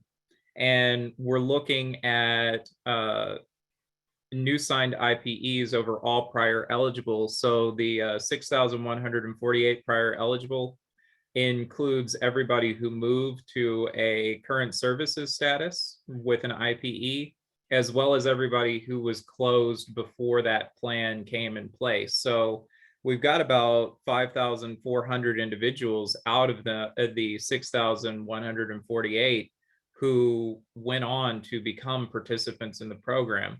That's not bad. We're approaching 90%, and that holds a lot of promise for our future pipeline. Based on these participant creation rates, iCube thinks that we can expect the number of VR participants to recover from the downward trend we've seen in the past few years and once again exceed 70,000. Potentially, we could see in this program year right now, by the end of it, 73,000 VR participants, which would be much more in line with the historical numbers that we've seen. So are there any questions about the metrics for goal area 2 to measure success? Yes, Jeffrey, if I might interject here, and my question is not about goal 2, but my question is it possible that we could pause this and come back to goal 3 following a break? We're 4 minutes behind, and it's my job to keep us on time. So I was wondering if that was okay with you. Absolutely. Okay, and I certainly didn't want to interrupt if anybody did have a question about goal 1 or 2 to ask Jeffrey at this point in time. Anybody? Okay, thank you. And at this point, we're just about 5 minutes behind. Thank you, Jeffrey, for yielding, by the way, and Ms. Fuller, appreciate that. And sure, and we'll just break for 10 minutes. So that brings us back at 10:55 to pick up for goal 3. So everybody go on break for 10 minutes. Thank you.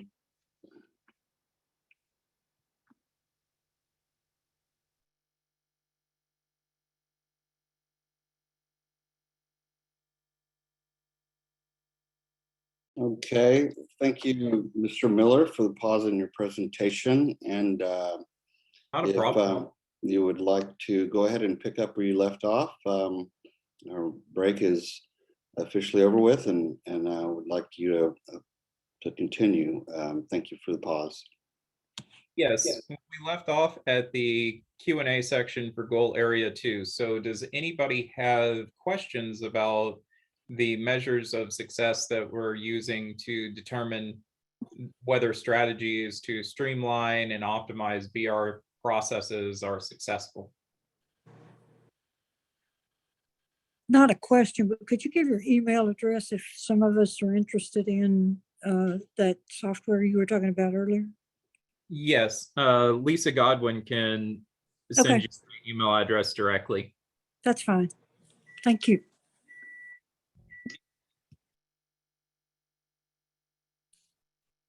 All right, shall we go to goal 3? Yes, let's proceed. All right.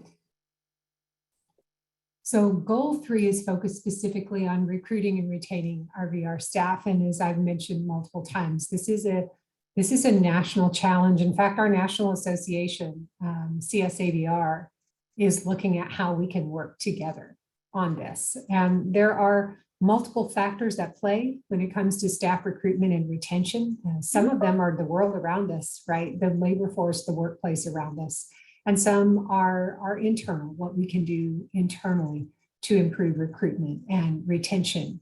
And something not on here, I neglected to put it on, but I do want to mention that you've heard our leadership talk about the importance of plugging into agency-wide initiatives and agency efforts, and we're fortunate to be able to do that. And in one of them, our HR department is in fact hiring recruiters that are skilled in recruiting, and one of them is going to be assigned primarily to working with us. So we're excited about partnering with our HR department. But what we are doing here is that we have 3 strategies. They are big, but we are excited about them. We think they will really be meaningful to achieve this goal area. The first one is to both identify and implement strategies that will improve our staff recruitment and retention. And that includes options for remote work. You can, and probably have alongside me, read a lot of articles over the last 20 months now about the benefits of remote work and the expectation of candidates for jobs that they will have greater flexibility and autonomy, including opportunities for remote work. This is what recruiters across industries are experiencing, is that candidates want to know this information when they're considering working with you, and that your employees may be interested, if you are not providing flexible opportunities to the best of your ability, in looking at other opportunities for work. So this is something we're sensitive to, always, of course, keeping the quality of our customer service at the forefront. So we are looking at options for remote work, opportunities for professional development. How can we help staff grow? And then how do we recognize staff recognition, as well as other activities that promote a positive, engaging work environment. We want our VR division to be a place that people want to come to work and want to stay.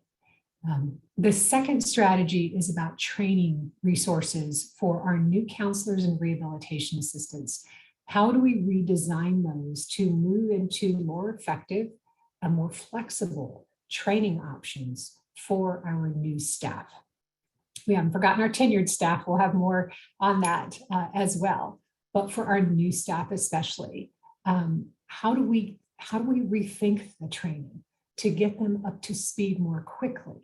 When you have the level of turnover that we have had in our program nationally and in our program here, you end up with a significant number of staff that are new at the same time. So some of your tried and true strategies, like having all new staff be able to buddy up with a senior counselor mentor, are not as effective anymore when you may not have a senior counselor mentor for every new counselor like you used to. So that's really important, that we look at how we train and how we get our staff to a level of competency and comfort, both our rehabilitation assistants and our counselors. The third strategy is establishing management development training that is specific to the VR program. There is some training in management and leadership that is just true, no matter where you work. But the management of the VR program requires some specific skill sets and understanding. And we want to make sure that we are providing that for all of our managers at all levels. New managers, definitely. Existing managers, we all have to improve our skills, but also staff that aspire to be managers. How can we help them? So what are we doing? Well, I've talked to you about the remote work plan. We continue to really try to be thoughtful under Mr. Cerna's leadership with the commission's support about how we meet the challenge of the day, changing expectations in the workforce and the opportunity for us to attract and retain the best talent. We are also working on a division-wide staff recognition plan.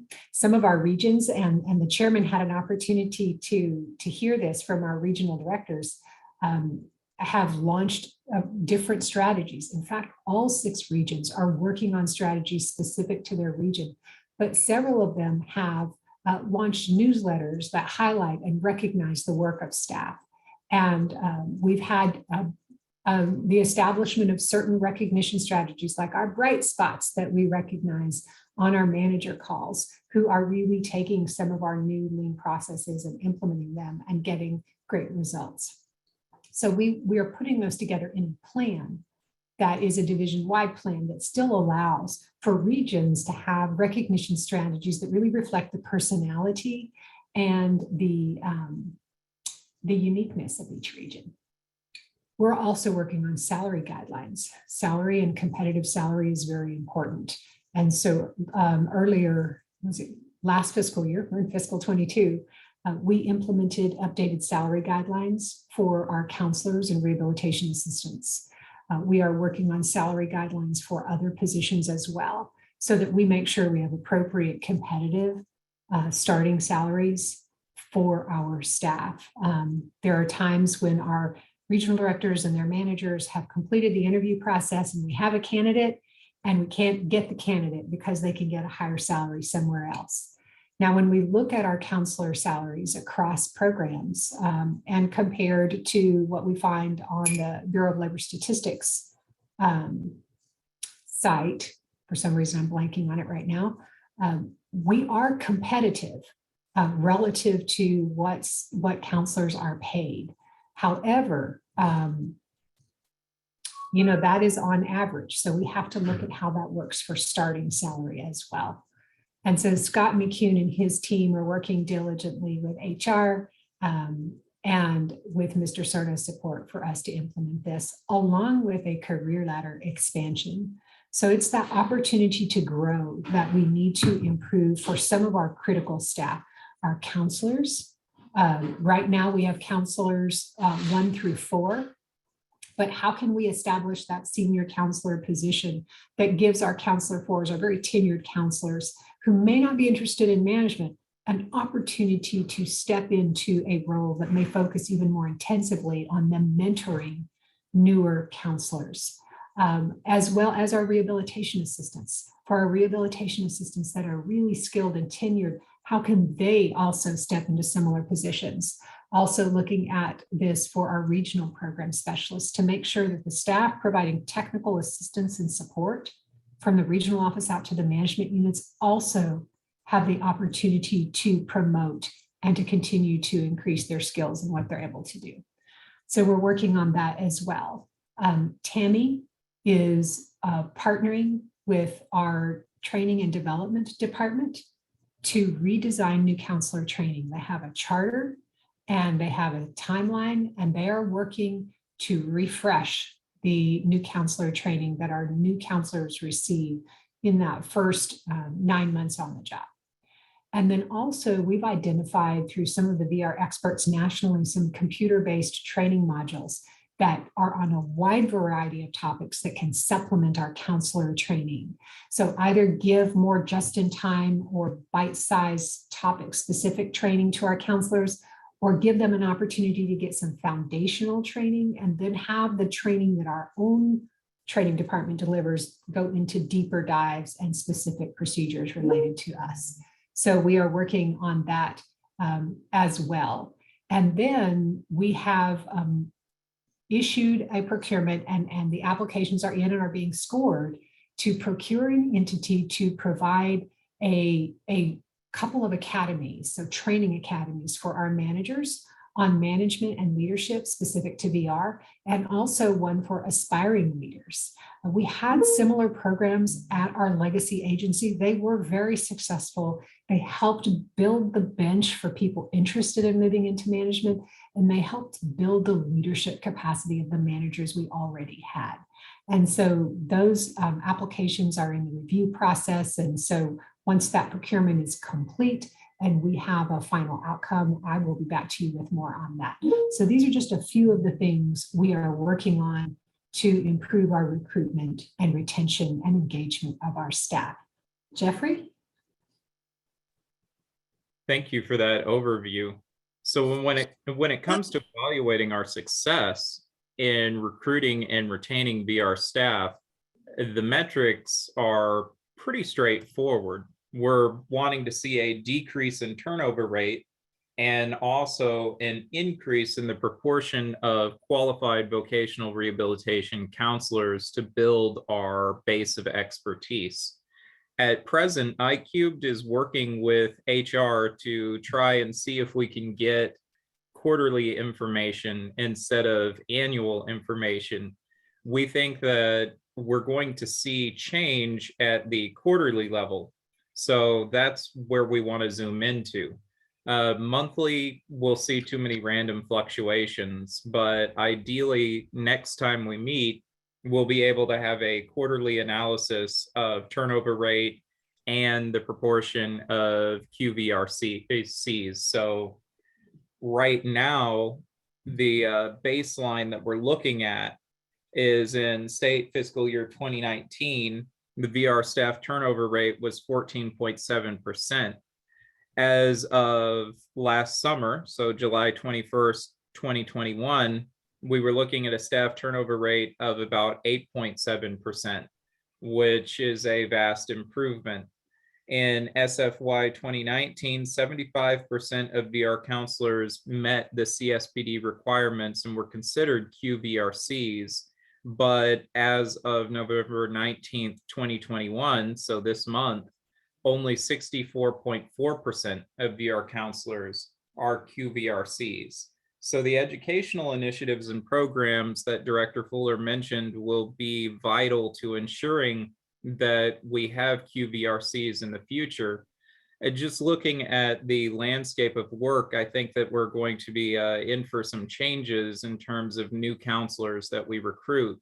We may not be able to rely on as many of them coming into our agency as QVRCs, and it may become a function of the VR program to actually build expertise in new hires. iCubed also looking at employment trends and whatnot, as we are in the middle of a very atypical labor shortage.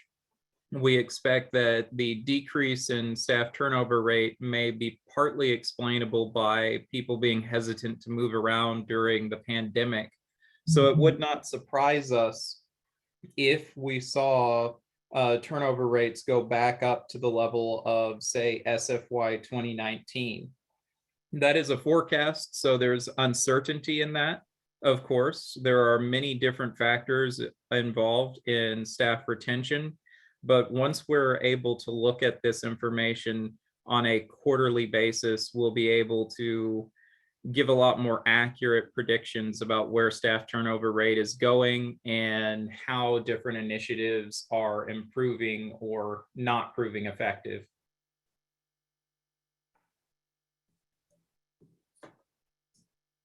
Any questions on the metrics for goal area 3? Jeffrey, I have a question. And this may be a data point that you can't track or don't track, but has there been discussion or data around around individuals coming out of master's programs, for instance, in Texas, kind of the pipeline of CRCs coming out? And the reason I ask that question is just being a CRC and being in the profession, I find myself increasingly alone. And in fact, most of my colleagues are much older than me, which I don't mind. I learn a lot from them, but and that's fine. But I think that that's something I guess to consider, just because my concern is even if the agency is building a much better culture and a place where people want to come work, which is fabulous, if those graduates aren't coming out, then you're right, it's going to create that huge burden to train more. And I guess I kind of worry about that, even despite the agency's best efforts. That's an excellent concern to raise. Cheryl, would you like to take this question? I do have a few thoughts, but I'll reserve them until after you speak. I would just say, James, that we're worried right along with you. That's one of our national conversations. And as you may choose to attend CSAVR in the future, you'll probably hear us talk about this. But there was a significant shift a few years ago where the rehab counseling programs began to operate under a different set of accreditation standards called KCREP.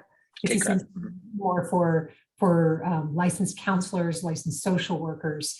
And what we lost in that process is the specific focus on vocational rehabilitation and outcomes.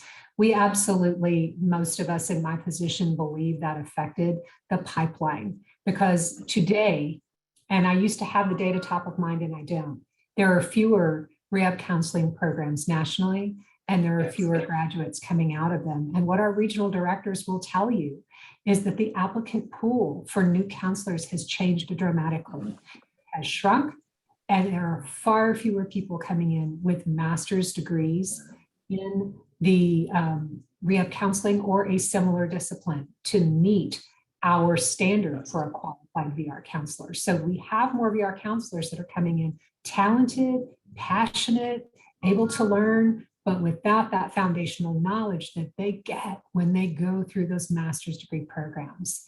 And I hope that nationally our association can really engage with the rehab counseling programs that receive long-term training grants from RSA and talk to them about how we can work as partners to make sure that their students are aware of opportunities in public VR, but also that their curriculum is providing the kind of foundation that you received when you went through your program, James, as well as the other master's degree counselors we have on the line.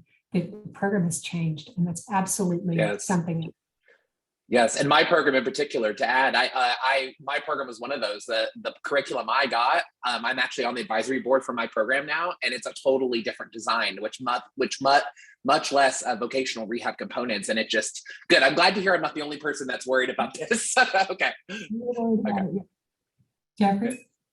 Yes, you're definitely not alone. I don't have the numbers in front of me, but I remember when I was studying them and looking at various different trends within the VR program nationally, it was really intriguing that the decline in graduates and master's programs that, you know, specifically target the skill set that we need.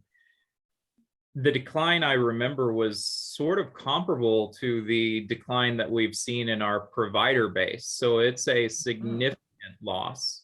Your perception of being kind of among the few is not off base. My team can certainly go and dig further into the numbers, but we're looking at a situation where it's inevitable that the VR program is going to have to take on some of the burden for training counselors, because they're just not getting the foundation that they used to, and there's not as many places offering it. Yes, for sure. Okay, thank you both. I appreciate you. I think I'm glad, like I said, I'm not alone in that concern, and I'm really glad, Director Fuller, that your team and you are looking at that future, because I think that definitely is where we're going. But hopefully, we can also change it, you know, or at least make attempts to change it. We hope so. We may be in touch with you about that too. Awesome. Be happy to. Thank you. Can I ask a question here? Of course. Absolutely. I've not heard, and I don't know, things have changed significantly since I retired, but the rehab teachers, I mean, other positions, I've not heard any discussion in this presentation about support of other positions, such as the rehab teachers, the, you know, other positions that I know, having been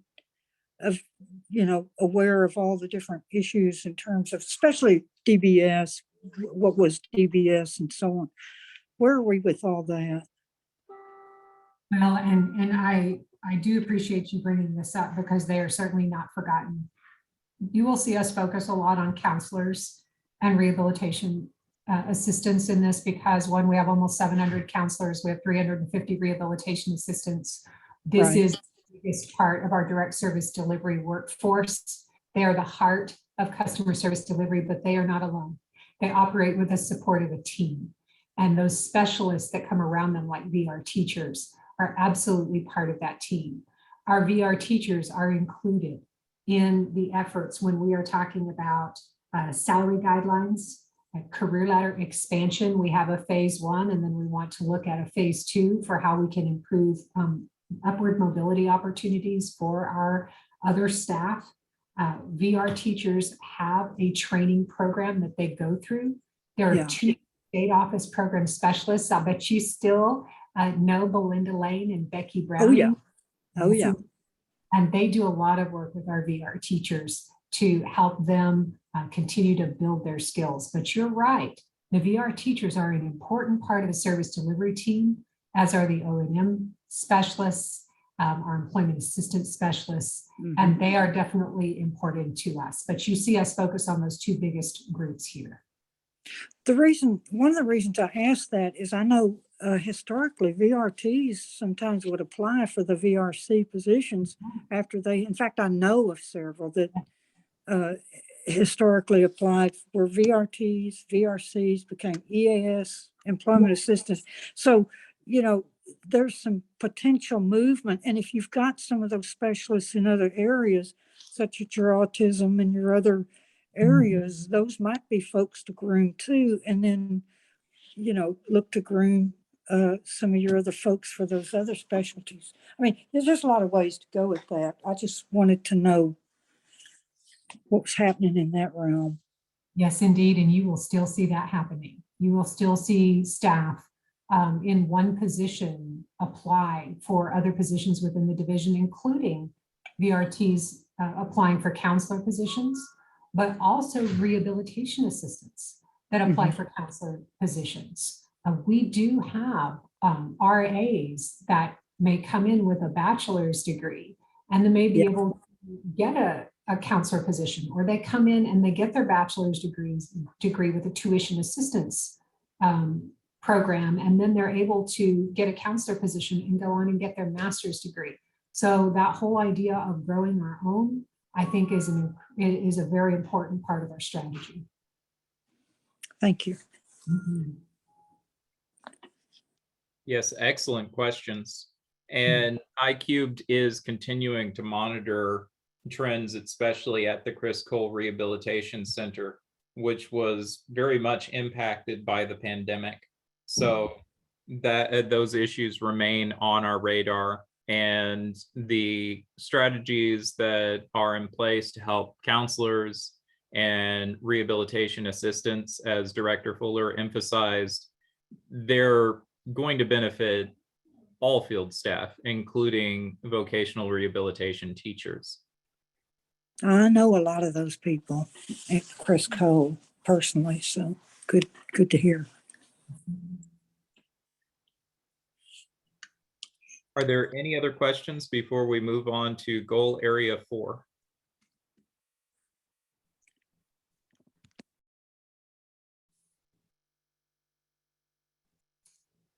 Okay, we're ready for goal area 4 then. And this is another really important area of work for us. I think that we have made some progress here with support and encouragement from you, RCT. It wasn't too long ago that we did informed choice training that all staff took. I took it. All staff took our informed choice training, and that training is available for staff to take as a refresher. But there are other areas of customer informed choice, more specialized, that we really need to do some work to improve, that we heard loud and clear in the needs assessment. And frankly, that we've heard in the last 3 needs assessments. So what we have done so far is useful, but it needs to really go further, significantly so. And so we have 3 strategies here. The first one is providing our counselors with training and resources on labor market and career information and tools. We have such rich information in this area. And now this whole department is part of the team that Adam and Jeffrey are on. And so it's part of innovation, information, and insight. And the agency has long had really robust career exploration, career information tools. So how can we help our counselors know those tools, know the information about their local labor market, or where to go get it, right? And everybody can't just keep all of this information in their brain. That's a lot for our counselors or for anybody to retain. But do they know where to go to get the information their customers need, or to help their customers use the tools that are available? So this is something we tried after the last needs assessment, and we need to try again. Because what we did last time was we identified subject matter experts or individuals who would act as those in each unit and then have them trained. But what we really need to do is provide better baseline across all of our counselors about what the tools are and how they use them, and ultimately so that our customers can use them themselves. So we've started, there's more work to be done here, but what we started by doing is saying, let's get that labor market information training to all VR staff this fall. And so that was conducted this fall I think we did it September, October, November, and we also recorded a version that is available to new counselors as they're hired after November, and then as a refresher to other counselors. So that's step one. There's more to come on that. The second strategy is about developing and enhancing tools that help our staff and our customers identify available providers. And here, that provider locator tool is absolutely, we think, a game changer for our counselors. So what we are going to do is partner with Jeffrey's team to figure out the best communication and rollout and training strategy on this tool, so that not only do we have a great tool, but we have good knowledge among our counselors about how to use that tool. And then the third strategy is updating our training, our tools, and our policy on work incentive programs and benefits counseling, and providing resources to our customers and their family members that are user-friendly, that help them make decisions. We have started looking at all of those work incentives and benefits tools and resources in our training to update it. We're also looking at policy to see if we need to update that. We think we do to improve, but we really do have some additional work to do here. And this is one of those areas where data helps you see where you are. So we have done so much work and so much training in this area. I really thought that our data would look better, but it doesn't. It shows that we have some system pieces we need to identify and work on. And this is a high priority area for us, because our ability to do a better job of making work incentives and work and benefits training and counseling available to our customers is going to be critical to our success for any employment first expansion. So I see this as a really important area for our work. And Jeffrey will show you what I'm talking about. So when it comes to maximizing customer-informed choice, as mentioned earlier in the presentation, my team was recently involved in creating a provider locator tool, which is currently a work in progress. And we have some other strategies in mind and other concrete tools in development in iCube to help support VRD in pursuing this goal area. How are we going to measure success? Well, we've developed several metrics. First, we're looking at an increase in the proportion of SSI or SSDI customers who receive benefits counseling or counseling on work incentives. This targets a much needed area, and there's a mandate that people who will have public benefits need to receive counseling on how VR services impact those benefits. The initial findings that iCubed has for that metric we'll get to in the next slide, but there is just a preview, a lot of room for improvement. Secondly, we're looking at an increase in the percentage of customers indicating they agree that they have input in choosing service providers in the quarterly customer satisfaction survey that's currently administered by Westat. And this is a pretty direct measure. If we want to know whether our customers are having a better experience with informed choice, the most straightforward way to measure that is to simply ask them. So looking at the initial data. So right now we're developing a comprehensive quarterly report on benefits counseling, and that's one of the tools that's under development to target this goal area. Initially, our findings were not encouraging. We've identified about 11,626 open cases that involve SSI and SSDI recipients, although sometimes it's difficult to discern whether a case does or does not receive benefits. So 2,275, or just under 20%, listed benefits counseling on the IPE. According to policy, everyone who is receiving SSI or SSDI benefits needs to get benefits counseling. Unfortunately, about 75% of open cases may require updates to more accurately capture SSI or SSDI data.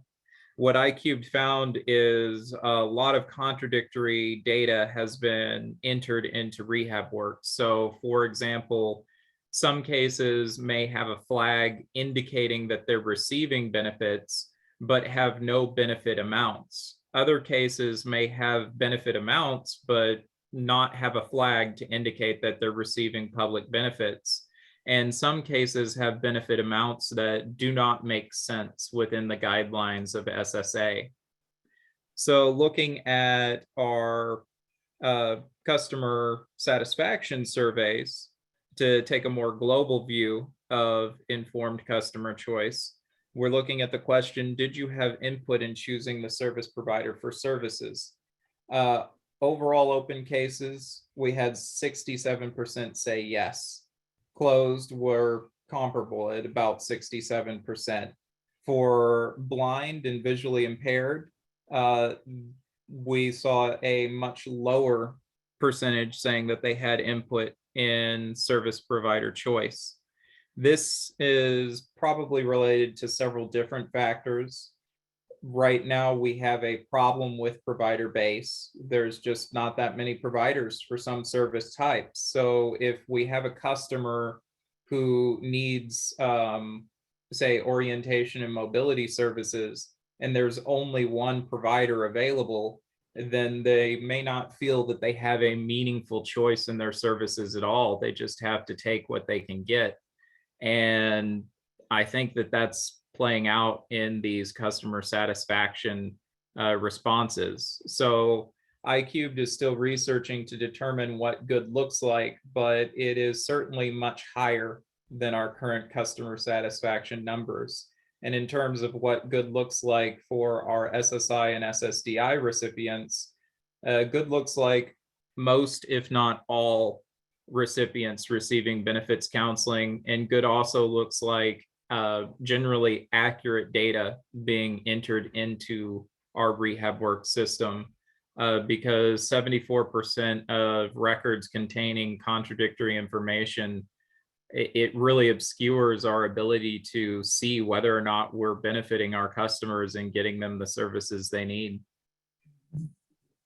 I would just add, Jeffrey, that there are times when data is particularly revealing. And this is one of those, because the work we've done here is something that is a fundamental.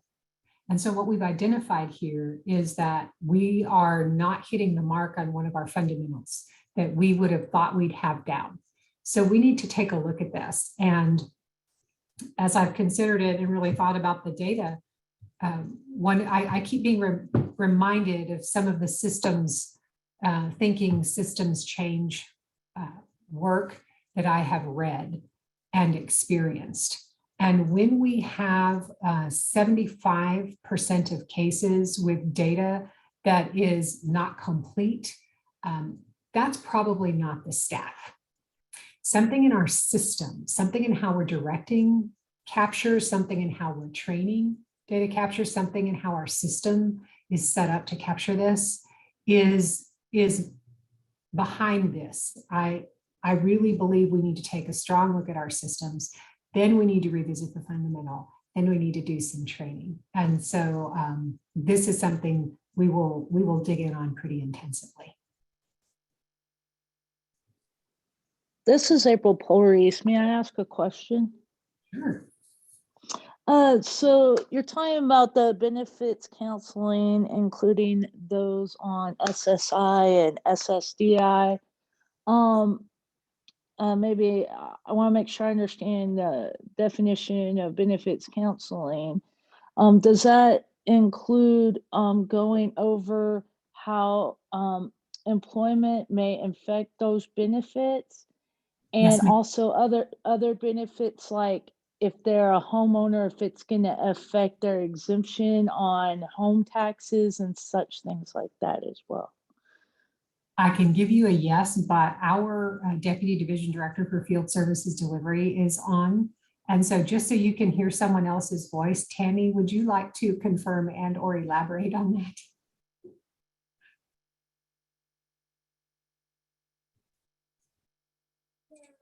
Sure, if I can get my computer to cooperate with me. And if you wouldn't mind, maybe just restating the specific question, so I'm sure that I answer the correct question that you're asking.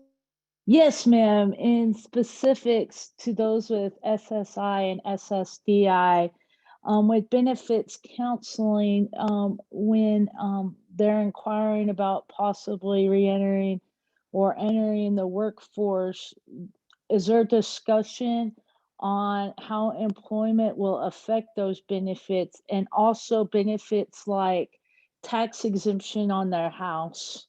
Like, I know I'm on SSDI, and so I have an exemption for disability because I'm not working. So I'm just wondering if that's also included. Yes, of course. What they do is they take a look at exactly how returning to work is going to impact their benefits long term, and with work incentives, what's available to them, so that there's that transition of not immediately losing their benefits. And yes, specific to the housing piece, I'm not sure on that, to be honest with you. We can certainly find out, because I know that a lot of the benefits counseling, it's really specific to how returning to employment is going to affect the cash payments and any, Medicaid or Medicare. So the housing piece I can't speak to, but we'll certainly ask and follow up on that. Sure, I would just really, I just wonder if some of those types of things falls between the cracks, that someone goes back to work not realizing now they're for example, their house, some taxes, house taxes are a lot, and it may or may not be worth for them to go back to work. And also, and I don't, obviously, the counselors would not be financial advisors, but I would recommend if the consumers address that they have any other assets like investments, like IRAs or whatever, that they speak to a tax advisor about how employment affects that as well. I just, I think it's just education is so important, and I would hate for any of those things to fall through the cracks on that. Absolutely. Oh, sorry, Cheryl. No, you go right ahead. Yeah, I was just going to say it's very complex, right? And that is why there is a lot of training that goes into training those that provide those benefits analysis. And there's also additional resources through the Social Security Administration that I think would also help to address some of those additional questions that is outside of the employment piece. And I can tell you, we do have contracts with certified benefits counselors so that our counselors can refer our customers to receive that more detailed and in-depth benefits counseling. But we will be looking at our approach to this in total, our systems and our data capture, and also how we are delivering benefits counseling to our customers with SSI or SSDI. Excellent, thank you. Cheryl, are y'all reaching out to Stephen F. Austin for your O&M potential? Because they have a O&M, their program, and I'm just wondering if y'all have reached out to potential graduates of that program. I'm going to bet you the answer is yes, because Juanita Barker and her team do a great job. Yeah, probably. Our program specialists at the state office, Gary Aguilar, is our statewide O&M program specialist. He's very plugged in to the sources for recruiting our O&M staff, but we're grateful to have a Texas university that has such a good program. Mm-hmm. They were one of the first. Yes, that's right.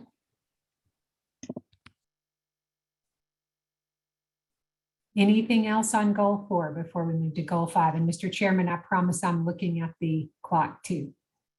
Oh, you're doing fine. Thanks, Ms. Fuller.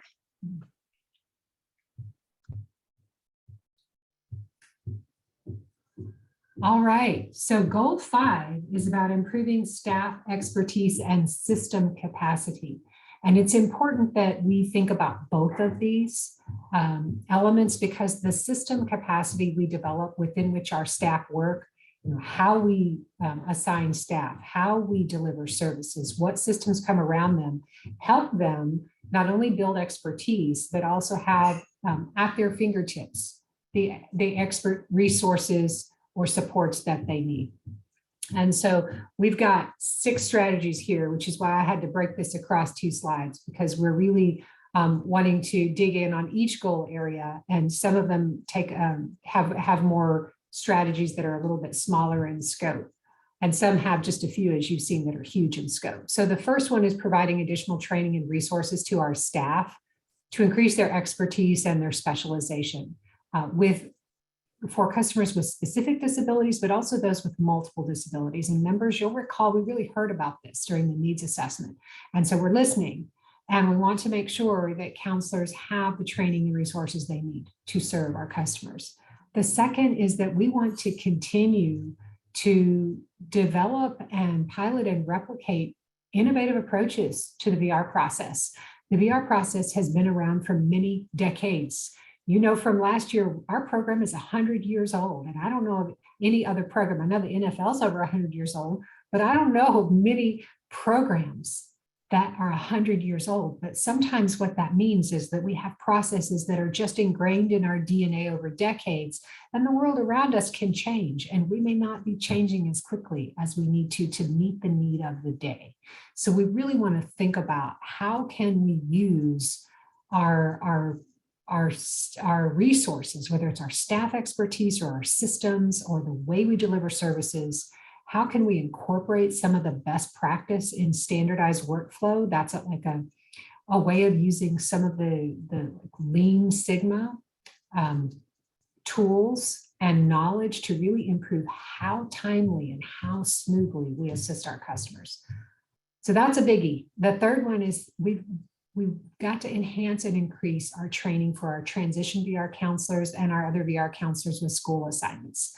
You know, the big change under WILA was pre-employment transition services. And we have served more students with disabilities every year. But this is a specialization. It is a critical skill set that we have to continue to build because there are more students out there to serve. Also reviewing our counselor capacity and structure so that we can address and strengthen that capacity. So how are we assigning counselors to schools? How many transition counselors do we have? How are we helping our VR counselors who have both adult and student caseloads really have the capacity to serve students? So we're looking at that. Also training and tools and resources so that our staff can assist with process improvements. And what's important here is that when it comes to these type of process improvements with standardized workflow, this is not something that I or other folks sitting at headquarters in Austin can sit down and draft because we're not doing the work. And I've said this, I know many times, but this is so important to our process improvement efforts. The processes need to be improved by the people that do the work, because they're the ones that know where the constraints are and where their supports are. And then we come around and support that effort. So we will continue to do that. We've had some really good tools come out of the process so far. We've had the RACI matrix. We've had the work in process boards that our counselors and our rehab assistants are using.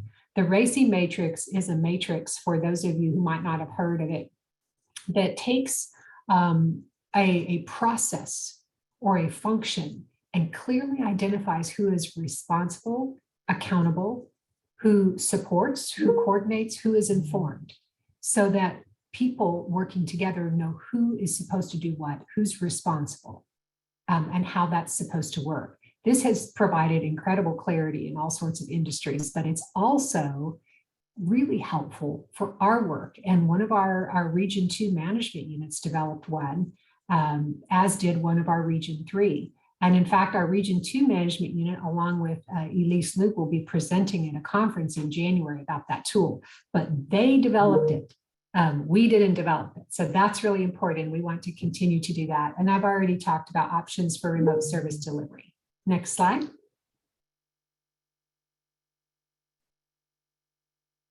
So this is some of the work we're doing. I've already talked about the LMI training. I'll skip that. We are working with Jeffrey's team to develop a caseload capacity model. That's about that workload distribution. How do we make sure we're optimizing caseload size and really thinking about our counselor capacity to serve customers? If we want quality service, we want to serve more people and we want to serve them better, how do we think about workload distribution? I will tell you that I think we can pull this off with Jeffrey and his team to come up with a data-based capacity model that will be a benchmark. And that if and when we do, and I think it's a win, I think that we can share this with other states as well, because I've talked with my colleagues over the years about what's the right caseload size. And you've got folks that have been around forever and a day that say, hey, I used to have a caseload size of 150. And then you have counselors that are working with very specialized services that say,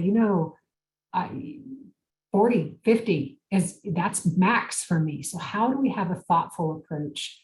And as we've looked at other states, most have used a similar process to what we've used to this date, which is kind of looking at a target average range based on what other states are doing. But we want a database model, and Jeffrey and his team are working with us on that.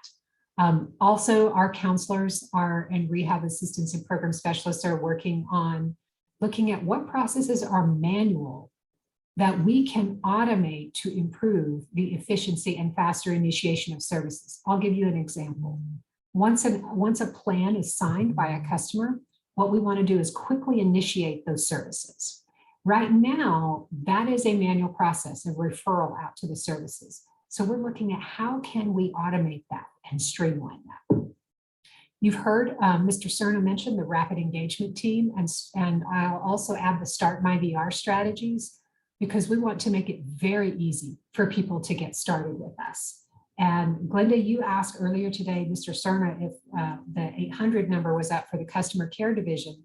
It's not yet, but our rapid engagement team, which has a local number because of how we had to set it up when we were setting it up during the pandemic, but it should be no cost within the state, but that's 512-936-6400, and I'll put it in the chat as well.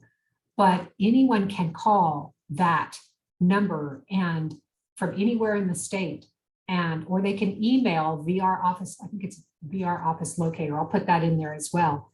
And one of those 3 team members will answer the phone or get back to them on email and answer their questions and get them connected with an initial contact in RehabWorks.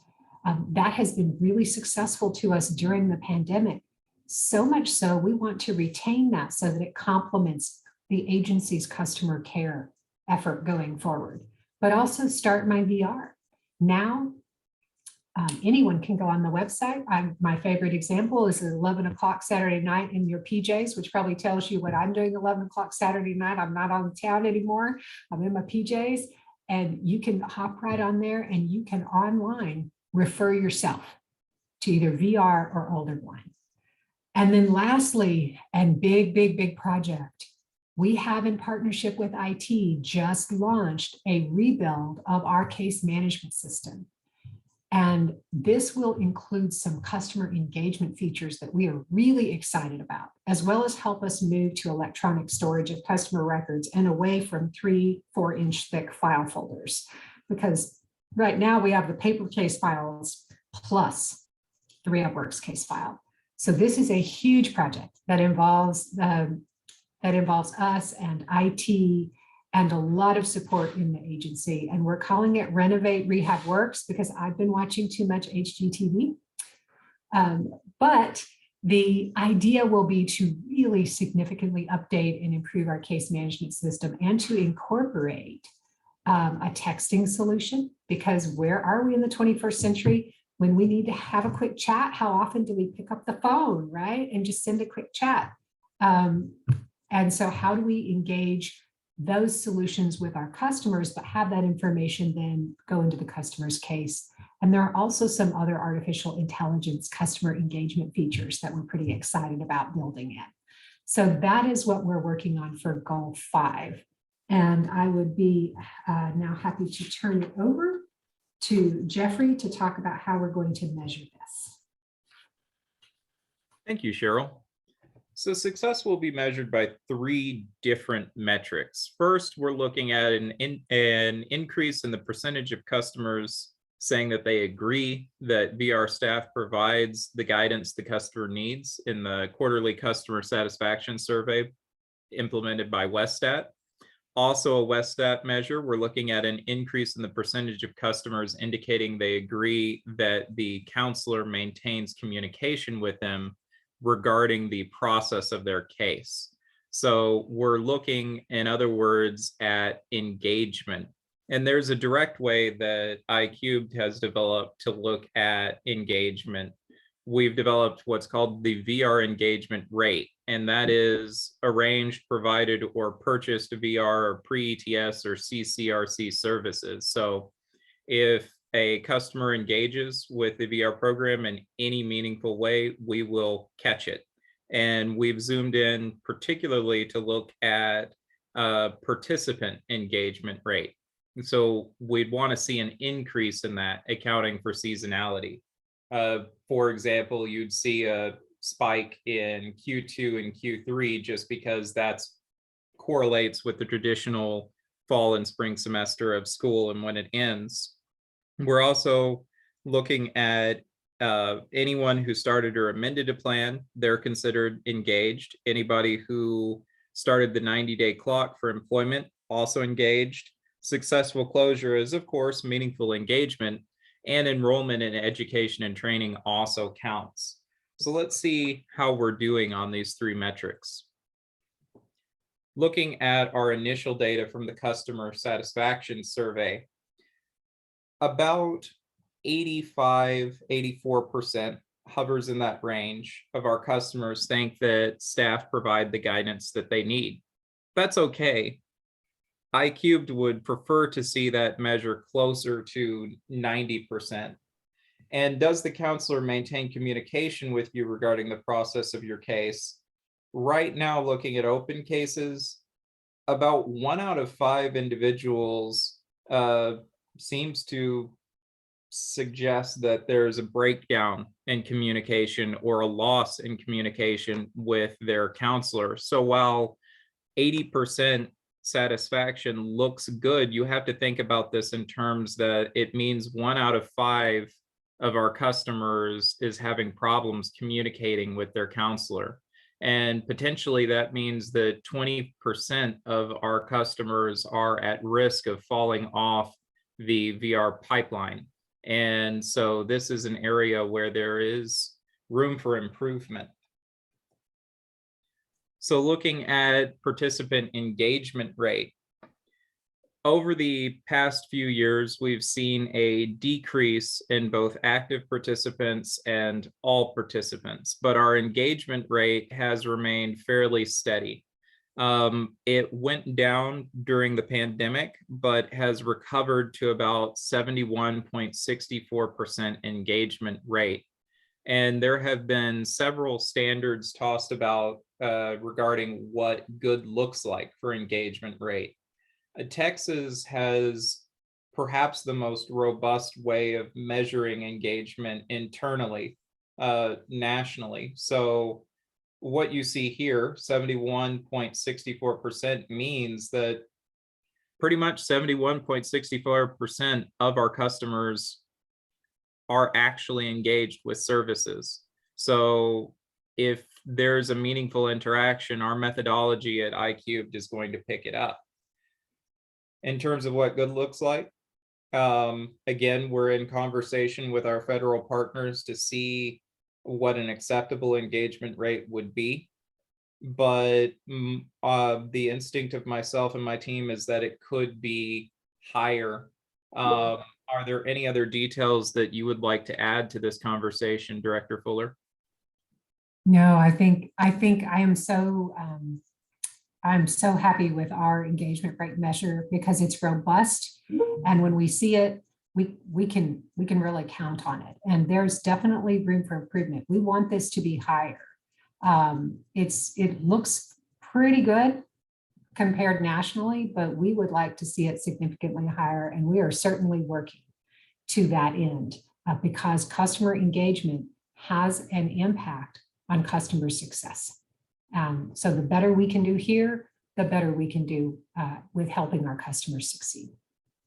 Absolutely. I would like to open it to any questions, but I also want to be mindful of the time. How about we cover goal 6 and then see if we can come up with questions and then wrap for lunch? If that's Sounds okay. like a plan. Okay. So as Jeffrey goes to goal 6, I will tell you we're taking a good bit of time this time because we are introducing this for the first time. I promise you we'll get a little bit faster, and your feedback on what is useful to you about this will really help us as we hone. So while we may not make it through our entire slide deck, the critical thing we needed to do today is really have this conversation and presentation with you about these goal areas, because this is the work we do together and the work we'll focus on intensively over the next few years. So goal area 6 is our newest goal. So it's a little bit less formed in terms of possible measures, but it is important because we are a system with a dual customer. We have the individual as customer and the employer as customer. And so what we want to do, as I mentioned earlier, is really continue and expand our efforts to raise awareness among employers about the benefits of hiring people with disabilities and how we can help them do that in VR. And we also want to increase the number of employer partnerships we have, because that increases employment opportunities for our customers. And work-based learning and training opportunities are so important to making sure our customers have the skills needed by employers. The work in progress, the Texas Hireability Campaign, the refresh of content on that is underway. The annual Hireability Forum, we had it in a hybrid format, and thanks to the partnership we've had from the Governor's Committee on People with Disabilities, as well as our own team and our commissioners, wow, we pulled it off with the work of a lot of people. And so we want to continue to make that a marquee event and really have rich content. But we've also launched our We Hireability Employer Recognition Program. And we want to continue to expand that and really lift up the employers who are hiring 10% or more of their workforce in competitive integrated employment as people with disabilities. And then we want to continue to collaborate with our local board partners. Every local board has a business relations unit, and we want to collaborate with them so that we can present ourselves as a team that has specialization to employers. And then I'm excited about this one. It's called STEP. So the STEP program is Skills to Employment. And of course, I didn't get all the words in there, but Skills to Employment Project. And what this is a model that we piloted with a couple of employers, including Winco, which was CSAVR's National Employer of the Year in 2019, and Winco Foods. And what this is having a small cohort, say 6 of our customers who are looking for employment, but who may not interview well or may not have the employment experience to really give them a good opportunity to get the job. So we have a cohort of our customers that on site with one of our providers, led by one of our providers, receives vocational adjustment training at the, preferably at the employer's work site, that incorporates that employer's needs and that employer's work expectations. And then they transition into paid work experience where they can begin to do the real work. And then if they are successful in that paid work experience, they get hired. And so this is a great model. It allows us to work intensively with employers, with providers, and our team. And we have Harris Health in Houston just launched their project, and Caterpillar in the Central Texas area is launching. And what we hope to do is bring up 2 of these projects in every region and have identified the employers by the end of this year, early next year, and then continue to expand. So we're really excited about the STEP program. So with that, Jeffrey, I will let you talk about the measures that we're trying to think through on this one in conversation with council. And we're at, oh gosh, we're at 2 minutes from lunch, Jeffrey. Understood. So I will be quick about this. So success will be measured by an increase in the number of employers participating in disability awareness and inclusion activities, including through Texas Hireability and We Hireability campaigns, and an increase in the number of employers participating in training and work-based learning opportunities for students and adults. Right now, there's no infrastructure to gather this data, so we're in initial conversations about building the data collection systems that we would need. These measures may be challenging, so iCubed will remain in conversation with the RCT about any difficulties we encounter or any adjustments we need to make. But there's not really any baseline data to cover at this time. So I believe the next section is highlights from customer satisfaction survey results, but it's my understanding that this will be presented later. Is that correct, Director Fuller? So it's 1 minute till lunch, and I know members have a really busy afternoon ahead of them, so I want to be respectful of time. You have the slide deck, and we can leave it with you with a promise to do a better job of getting through the rest, the whole thing next time. If you want us to come back and revisit it later in the meeting, should you have time, we're happy to do that as well. I will defer to you, Mr. Chairman, and the members. Ms. Fuller, thank you so much, and Jeffrey, thanks so much for you guys' presentation and keeping an eye on the clock. I appreciate it. It's clear that I've got you well trained, and it's showing. So thank you for that.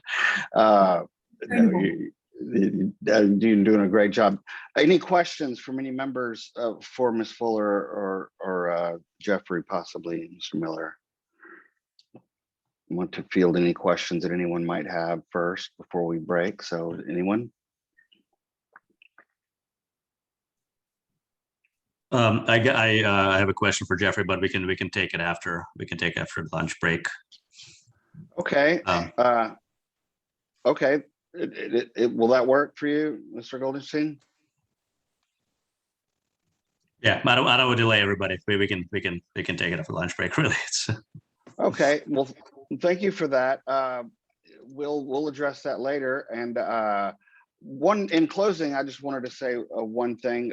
First of all, thank you guys so much for all the data and information, and it's very thorough and fulfilling. So thank you for that. And again, I brought it up earlier. I wanted to recognize when I was at the conference and able to come into specific one of your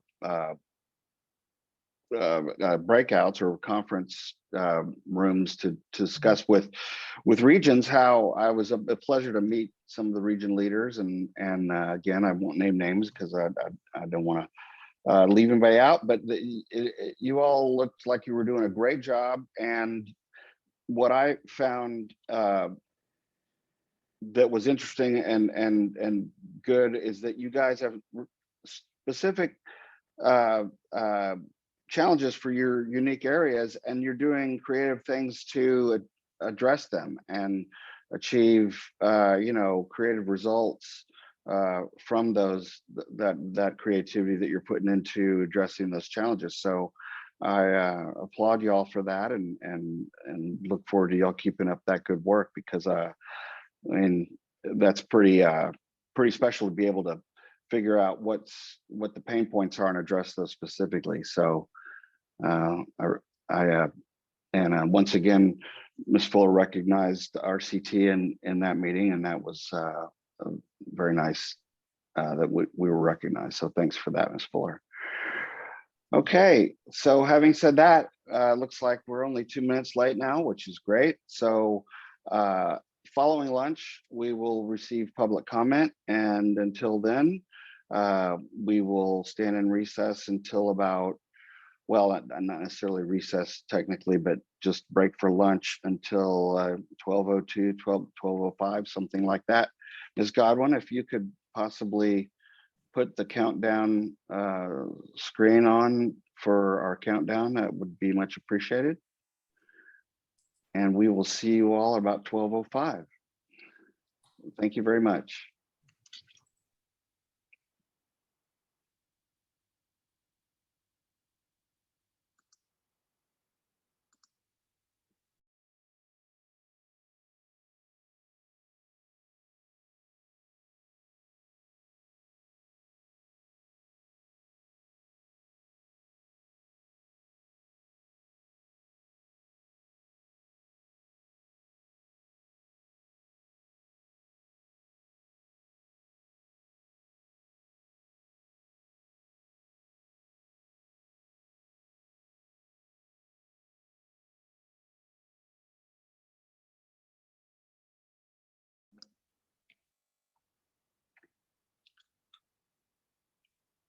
Okay, welcome back, everyone. Might give it another minute to see if there are some people that are still logging in or getting back to their computer. So we'll give it another minute or two at the most, and then we'll proceed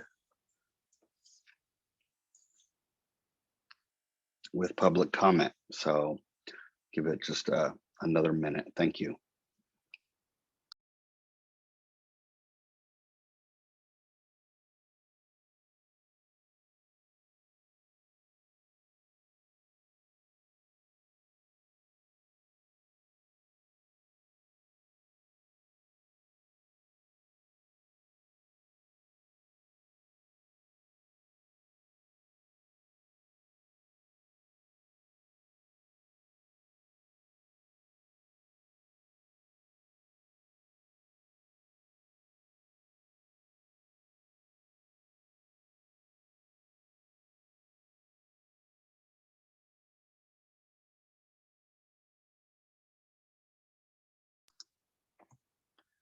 So before we open the floor to public comment, I would just like to remind members and visitors and attendees that if you have registered for public comment and you will have a moment to speak, there will be a few rules that we adhere to in the spirit of time management and efficiency in the meeting. And one of them is that we'll be limiting or public comment is limited to 3 minutes per speaker, and you'll be given a indication of 15 seconds remaining so that you can wrap up your public comment. And for members, this is an opportunity for us just to hear what those that have registered for public comment have to say, and just to ask for clarification only. It's not an opportunity for dialogue, but rather just a clarification if you need it. And if there's further discussion that might go on, please ask your questions in the chat box, and somebody from RCT will respond to those independently. So having said that, Ms. Godwin, are you okay? I see. Okay, you said Mr. Kelly is available to speak, and we're waiting on Tracy Darjane, but have not showed up yet. But if Mr. Kelly, are you available to speak? I guess unmute his mic, and then Ms. Godwin, if you could please put the 3-minute timer on and let Mr. Kelly know when 15 seconds are remaining so he can wrap it up. That would be great. Can you hear me? Yes, Mr. Kelly, please go ahead and give your public comment. Thank you. Thank you very much for giving me the opportunity to speak. I'm going to be frank with you today, and I'm going to provide some constructive criticism, and I certainly hope that you take it all to heart. First, let me say hello to Glenda, and thank you for your great advocacy up to this point. And let me encourage you to be even fiercer in the future. We need it. Jimmy Williams, I'm glad to see you as a provider on the board. You also need to be fierce in your advocacy. Cheryl, I send you greetings and love from our friend in Midland, Willie Barber, who thinks the world of you. I first met you many years ago when I was a customer at Chris Cole, and I myself have admired you for a long time. However, my criticism applies unfortunately to you as well today. I know that your heart is in the right place, and I know you're working your heart out for the people that you're serving, but you're in charge. And I've just got to say that services for the blind are in the toilet and have been since the word first went out that there was going to be a merger with TWC. It got worse when the merger took place, and it has gotten worse ever since the merger has happened. I heard someone earlier today talk about 73,000 participants. I don't know what that includes, but it's certainly not a very large number of blind people. You talk about something like 4,000 active providers. That is a way inflated number if you're talking about people who are actually making a living at this. I've been a provider of assistive technology training since 2016, and I'm here in El Paso. And I can tell you that over the last 3 years, I have had 3 customers, 3, and have provided not even $1,000 worth of service to them. And that is all the assistive technology that has been provided to anybody in El Paso. The services that I see that people are getting, they're getting ridiculous services. Somebody wanted a computer, your outfit gave them a computer from Computers for the Blind, a used computer. Are you so poor? Do you have so little money that you can't afford to buy real computers for people?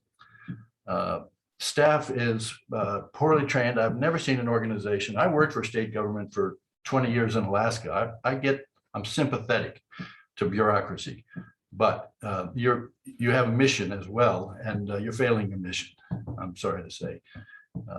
You are spending all your time crossing your T's, and not just you, Cheryl. I'm talking about the entire organization, and I'm really not even talking about you because you do a great job, but you're in charge, and so you have to take responsibility. There is nothing but bureaucracy. There is nothing but administrative foul-ups. You just talked about creating a new division for outreach. It's preposterous. It's been in, you said it was created on September 1st. 3 months ago, there's not even a phone number. You guys in 3 months couldn't get a phone number to tell people you're involved in outreach. I mean, it's absurd. You have, I used to go to the office in El Paso, and there would be people in the lobby waiting for services. And there was a director, David Zadazua, who went out and met with people and did things. You don't need a new division. Scrap that idea. Save that money. Pay your workers more money. Use and I've never seen an organization that train more people with less effect. The training that people are getting is not ending up as benefit to the people. So many times the workers and the people have said, I tried to contact my person, I couldn't get through because they're in training. They come back from training, and I work with them all the time, and they're poorly trained. You're not training them on the right thing, or I don't know what. Better services. Your time has been met, your 3 minutes. I wonder if I couldn't have another minute or so, please. That would be up to the chair. Mr. Kelly, I'm sorry, we have some other people that would like to submit their public comment, and we don't want to encroach on their time as well. So we heard your complaints, and I wanted to give you some constructive criticism, sir. Yes, sir. I'm sorry, your constructive criticism, and we certainly hear it, and we appreciate your input and your commitment to speak public comment. But unfortunately, we must limit to 3 minutes in respect for other speakers. And Ms. Fuller, if there's she heard too, and if there's more questions or comments, constructive criticism you'd like to submit, please do so in the comment box, and somebody will get back to you and address any specific issues you might have. That is typical of your concern for people. Thank you. Well, thank you, sir. Appreciate your public comment. Okay, Ms. Godwin, is there anyone else that has registered and would like to speak?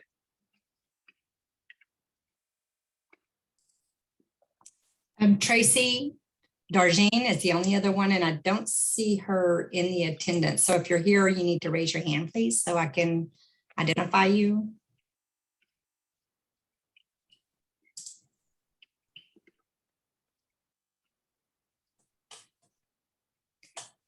That's it. Oh, okay.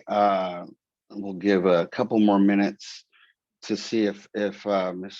Darjean might show up to give her public comment. We've got a block of time set aside, but we'll just give it a couple more minutes. I wanted to, in this time, perhaps give a couple of intercouncil adjustments that we've had and just kind of make these announcements and during this period. If Ms. Jardine shows up, we'll certainly yield to her for her 3 minutes. But so the first thing I would like to bring up is that Mr. Goldenstein is going to be taking, we're flush around the, Ms. Cowart has assumed or was elected by the council to assume the vice chair position. And so we congratulate her for that. And I look forward to working with her, alongside her with moving forward. And with that, she resigned from the, is it the, which council is it exactly that she's resigned from? Customer Satisfaction Needs Assessment Committee. CSNA. So Yes. thank you for that. And so Mr. Goldenstein, congratulations on winning the election for chair for that. And so we look forward to your chairing the CSNA committee. So congratulations for that. Moving ahead, Mr. Warsame has decided to move from policy committee into membership. So we're excited to have Mr. Warsame on the membership and council, and we look forward to seeing great things come from his engagement with that committee. So congratulations for that move, and we look forward to see what you can bring to that council. So thank you, Mr. Warsame.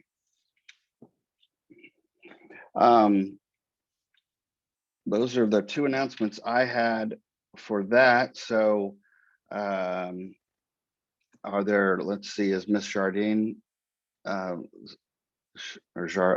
Darjean, it appears, I'm sorry, I didn't pronounce the name correctly, but is Tracy Jardine available by any chance?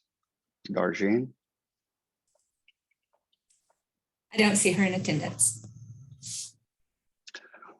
Okay, well, with that, I would like to go ahead and move to the RCT WIA Combined State Plan CSP modification presentation by Matt Barron, former council member. And we're grateful to still be working with Matt. But Matt, are you available to give your presentation? I am. Thank you, Mr. Barron. All right. Well, I will try to keep it short and sweet, but like he said, my name is Matt Barron. I am a program specialist for VR in state office, and I am going to just give a brief update of the combined state plan that we've been working on. So just going to start off by giving a brief overview. Some of you already know, but for the audience and those who may not, just give a brief update. So what we've got to do every 4 years, this is a compliance exercise to provide our plan to our federal partners. And so it's a combined state plan because we work with the Texas Workforce Commission. We're a combined state agency. And so they have to report on some of their core programs, but we also have a VR portion where we collaborate with the RCT to develop. And every 4 years, we have to submit this combined state plan to our federal partners. And every 2 years, we do a modification to that plan. Well, we're at the 2-year modification at the moment. And so the last few months, we have been working with RCT and our subject matter experts to work on the modifications for this plan. A lot of this information, we use the CSNA. You heard Cheryl and them talk about the customer satisfaction needs assessment that was recently completed in 2020. So we use that information to help some of these modifications.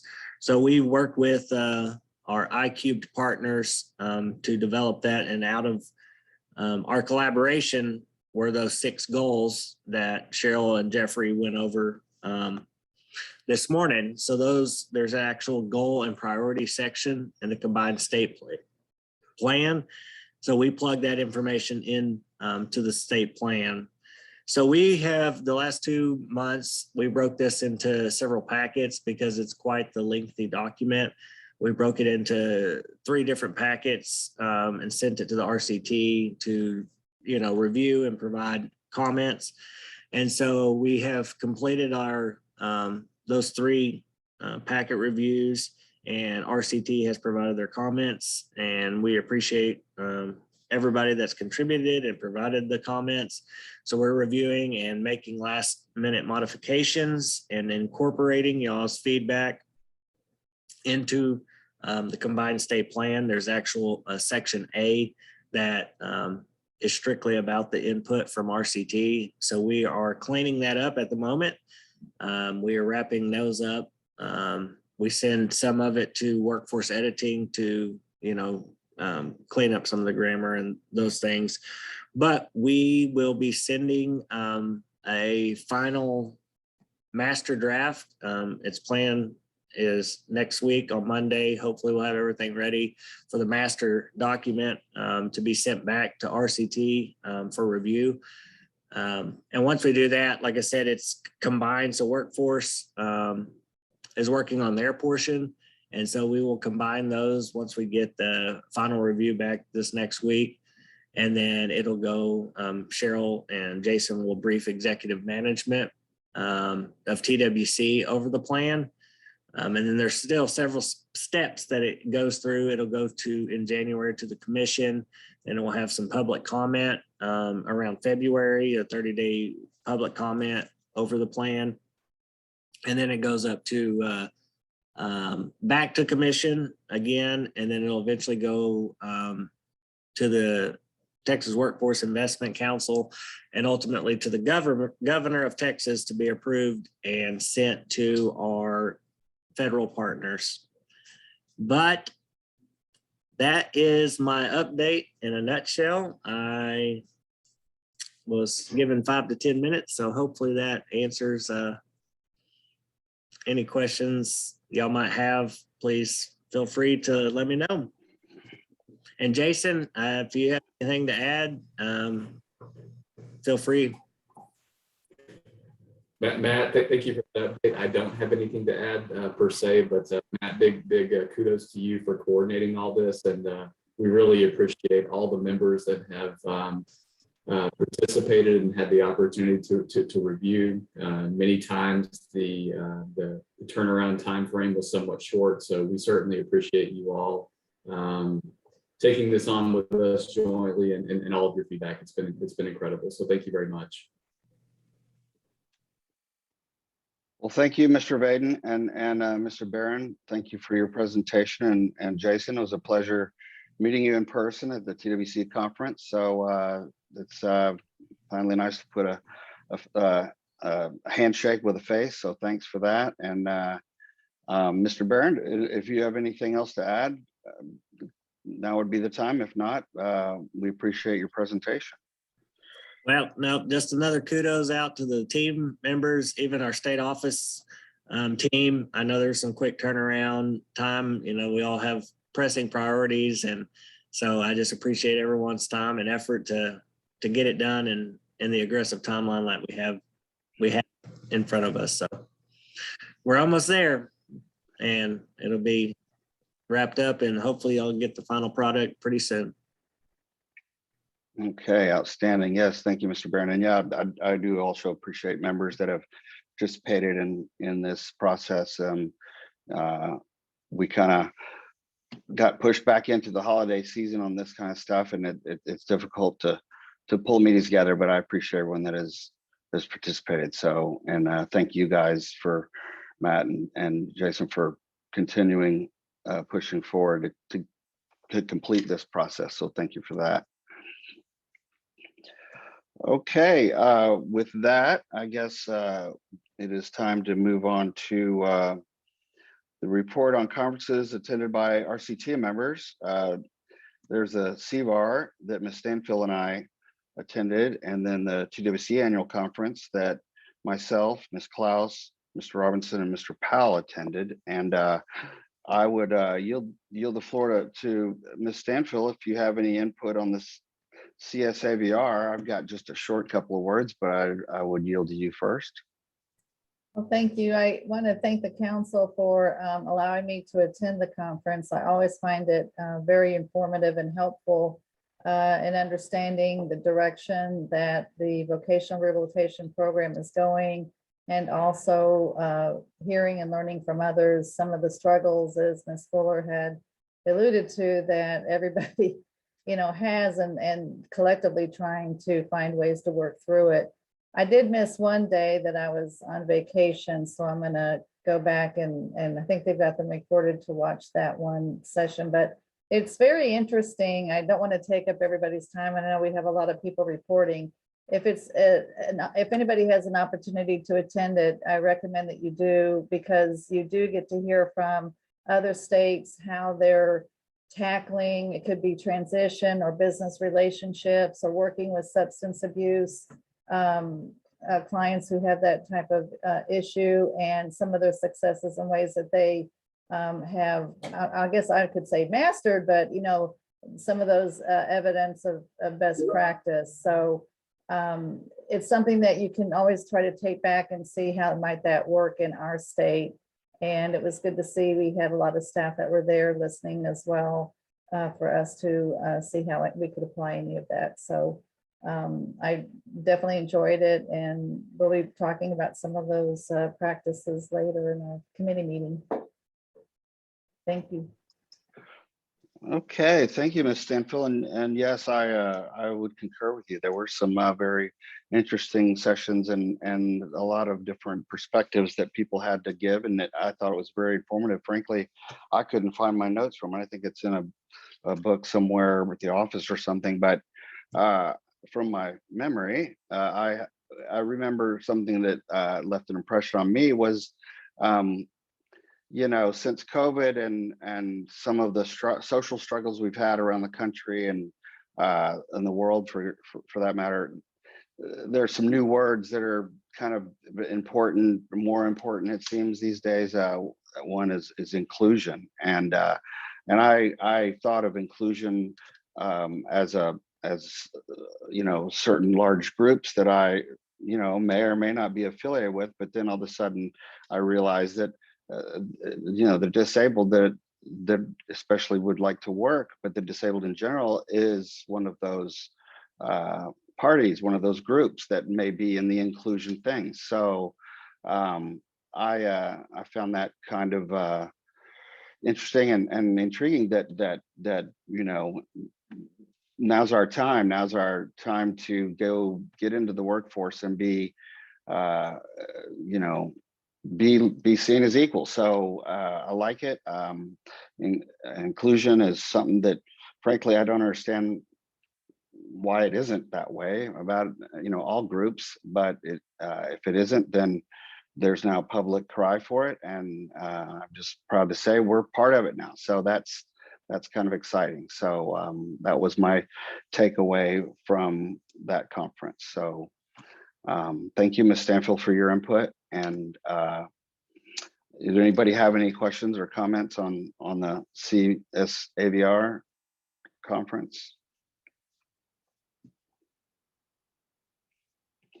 Okay, hearing none, then we move to the TWC annual conference, which seems that we have conference back to back about this time of year, and it's been kind of busy for those that have desired and have attended, but it's been interesting. But the TWC annual conference was very interesting, and if Mr. Robinson or Ms. Klaus is available, I will yield to them to give perhaps their takeaways from it, and then I will give mine. But is any Mr. Robinson or Ms. Klaus or Mr. Powell? I didn't see Mr. Powell on the call this afternoon. He's in New York City, maybe busy, but would y'all care to comment?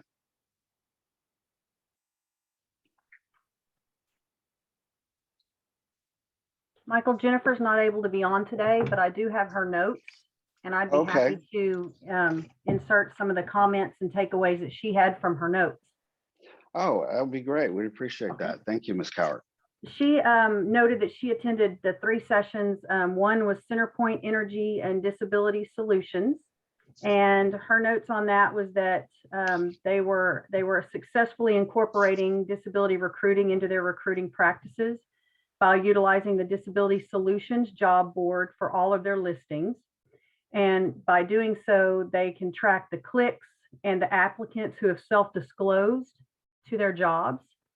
And this way, that's the way the organization can measure the effectiveness of that particular outreach. And the other topics that they touched on included reasonable accommodations and stakeholder buy-in. So she felt like those were the big takeaways from that session. Then she attended, I guess it was the keynote, Creating Systems of Equity and Empowerment in Vocational Rehabilitation Organizations. And that session was facilitated by Daniel Andrews. And she said that that session centered on motivation and implementing the Equity 3M framework, which centers on mindset, motivation, and memorization. Oh, yes, memorization. And he talked about equity being a heart issue and not a head issue. She felt like she would have loved his session to be a little longer, that they didn't get really fully into discussions on how to maybe change systems and make them more equitable, but she still found that the session was a really good session and she had some takeaways from that. And then the third session she attended was the Policies, Procedures, and Practices Mitigating EEO Risk in the Private Sector. And she said that that session was definitely compliance driven and centered on fair hiring practices from recruiting, interviewing, hiring, promotion, and termination. And that it had a lot of topic and discussion on uniformity and documentation as common themes, and the EEO complaints were discussed, and the importance of documentation to aid in the defense of such claims was important during those sessions. She also noted that there were 5 workforce board areas that were awarded $200,000 workforce innovation grants. She thought that was impressive enough to put in her notes, and that all the workforce development boards were recognized for their work during COVID via video throughout the conference, and she enjoyed seeing that as well. Okay, great. Well, thank you for relaying those notes for Ms. Klaus. That was, I appreciate that you guys got together to do that. So thanks, Ms. Cowart. And Mr. Robinson, are you available, or I guess Mr. Powell isn't on the call, but Roderick, are you available to give yours, or if not, that's okay, but.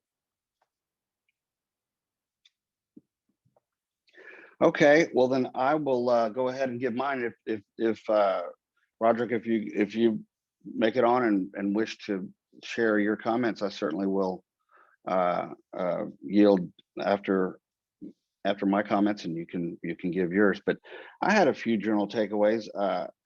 One was something that Commissioner Alvarez mentioned to me, and I may bring it up with him in the meeting tomorrow also.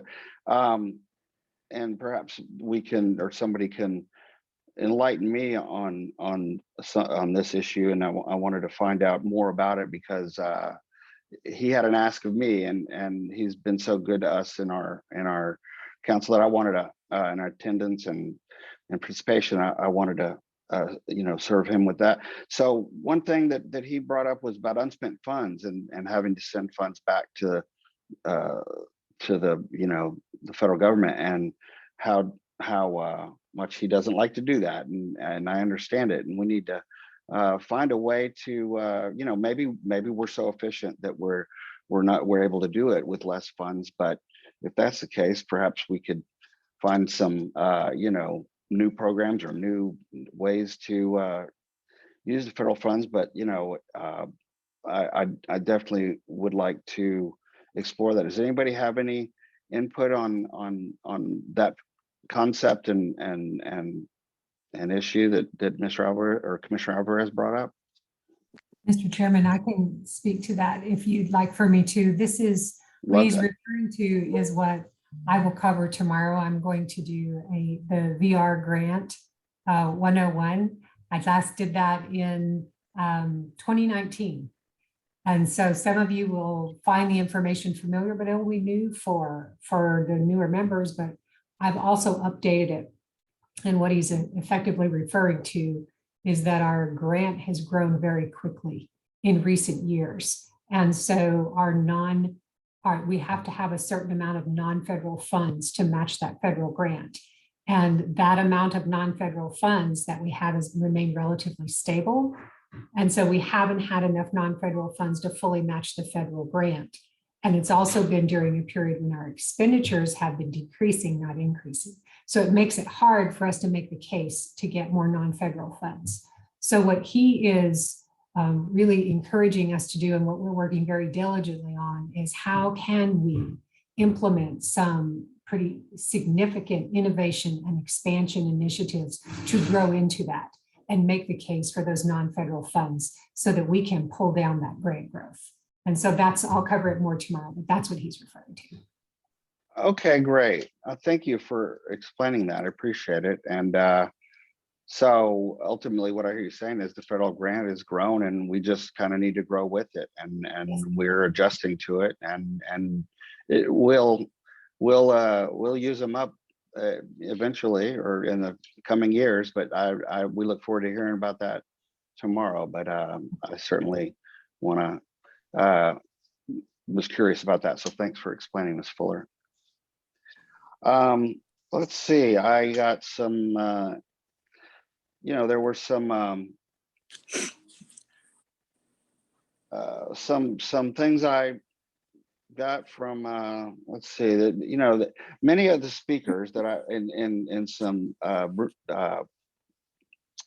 do you call it, just kind of the breakout rooms that we were going to, panels that we were listening to, many of them were and talking about mostly about employers were interested in people that were willing to work hard and willing to learn, and it includes the able-bodied or the disabled. So I just wanted to kind of put a word out there that the things that the employers are looking for are people that are willing to work hard, nothing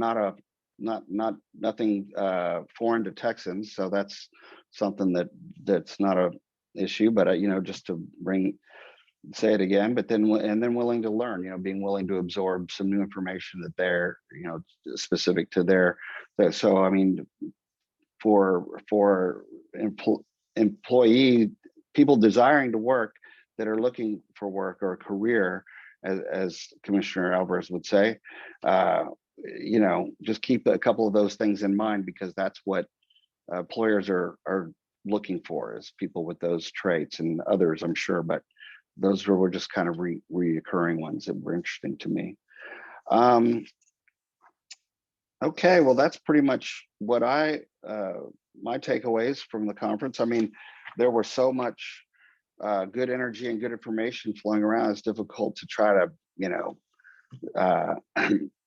it'd take 4 days to repeat the whole thing again. So I don't remember it all anyway, but it would be, it was quite interesting to attend, and it was nice to be in person. And just a side note, I don't know if y'all that attended noticed, but on the way out, did you notice the conference hotel was very gracious to us to clap, and they gave us a big, when we were coming out of the large ballroom, wrapping up the conference, it was the first conference they had in person since COVID lockdown. So on a kind of getting back to a normal thing, that was kind of exciting to experience, and I thought pretty good of them to do, don't you think, Ms. Fuller?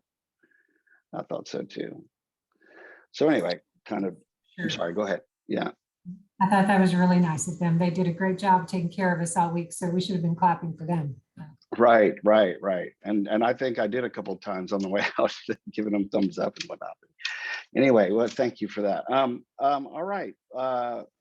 So if Ms. Robinson or Mr. Powell is available, one last chance? If not, that's okay. We can move on. Can I ask a quick question? Certainly, Ms. Bourne. When you were talking about funding, were you talking about matching funds? I think so. Matching federal funds. Is Yeah, that right, Ms. Fuller? that we were not spending, or we were having to return. I was wondering if we were talking about special funds or matching VR funds. We're talking about the level of matching funds that are available that are non-federal. So when your grant grows federally, you have to come up with more non-federal matching funds in order to take advantage of that growth. And the ledge didn't appropriate those additional funds to match, I'm assuming. Correct. They have been consistent in providing some state general revenue for match. There are other sources that we can also use for match, but what we have done is had a reduction in expenditures. So before we ask the legislature for more state general revenue, we need to make the case that our expenditures are growing so that we're growing into that larger federal grant amount. Oh, yeah. Okay. Because I have, okay. The other question I have is, okay, did they talk at all about, when you were talking about looking for employees who were willing to work, willing to learn, did they talk about any particular age group that, I know they can't target, that's illegal, but that tend to be more available for that applicants, things like that?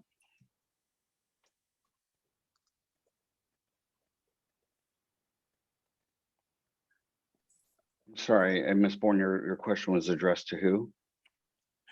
Anybody that has a thought about it, that any of you that attended?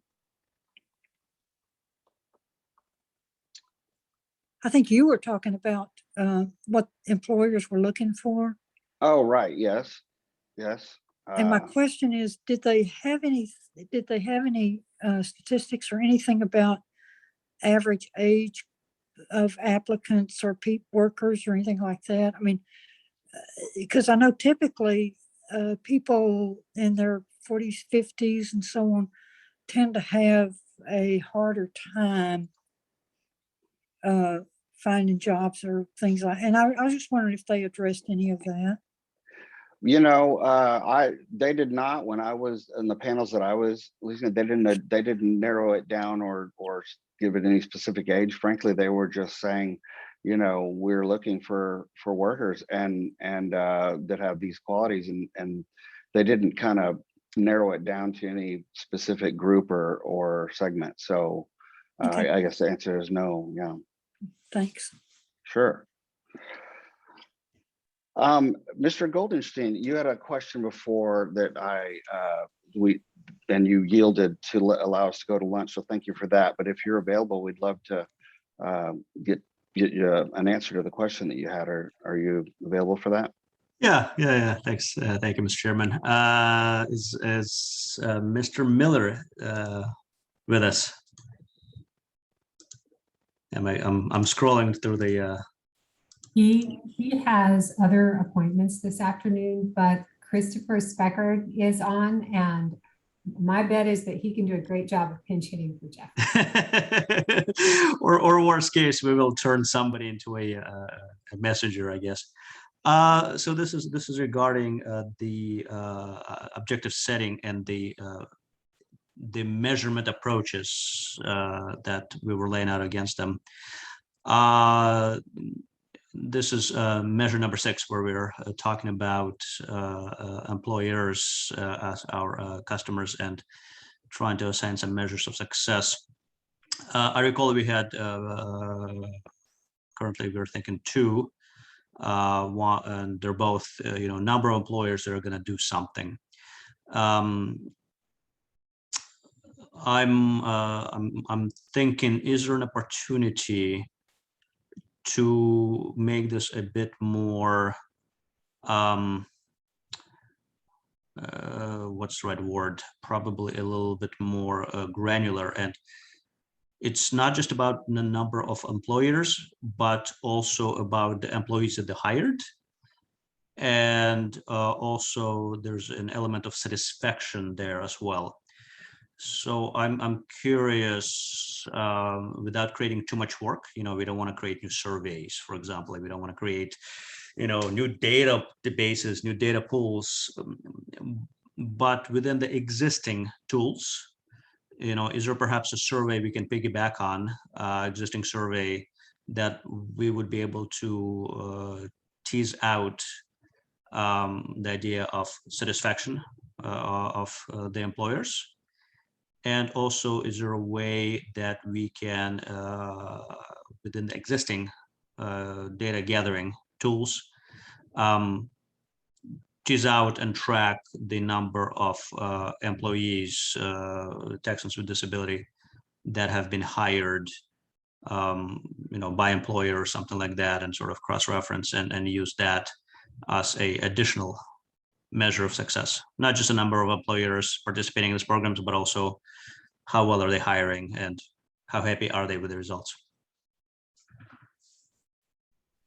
I think, Gennady, the latter point, we certainly have in the database customer information and basically on a wide range of demographics, or especially I know we have a lot of students, programs for students such as SEAL and Project Search and other ones. And we do have information on those participants.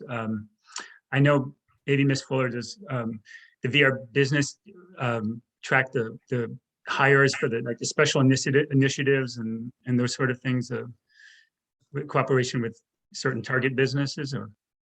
Yeah, so that's kind of what I'm thinking, and if you could cut it by, so for example, this is just theoretical, of course, HEB joins one of the programs that we are, we're going to track that they join this, the STEP program, for example, just theoretical example. So it'd be good to track number of folks that are being hired by that employer that sort of shows success of the program that they joined. So it's, ability to isolate by that would be useful. It would show success of those programs. Do you know what I mean? I do think that we have the data about where our customers go to work.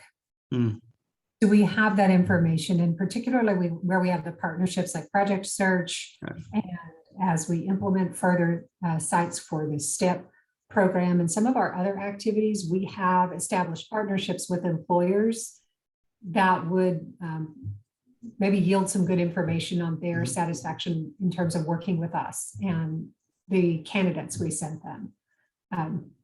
So there could be some opportunity there where we can collect some information. We'd be glad to work with Christopher and the rest of the team. It might be a good idea for the next CSNA too, Gennady, in terms of. I agree. Yeah, yeah. So we'll keep that and file that in the back of my mind. This is April Polreese too. I don't know if this really builds on it, but since we're asking additional questions, do we have the data possibly to connect like these employers, and if consumers, like their educational degrees are matching their employment, like if they would normally hire someone with a master's degree, or like actually with a bachelor's, is it a bachelor's degree, or is someone having to settle that has a master's degree going into an entry-level bachelor, someone who normally have a bachelor's degree, if that makes sense?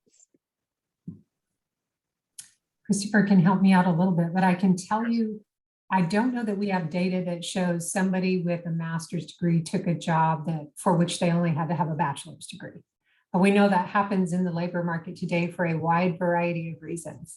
What we do capture is if someone went to work in the SOC code, so the standard occupational classification in the code that was on their IPE. So if they established a goal to be a secondary school teacher, did they go to work in that SOC code family? Is that right, Christopher? Yes, that is correct. We do have that. That's great information. Thank you.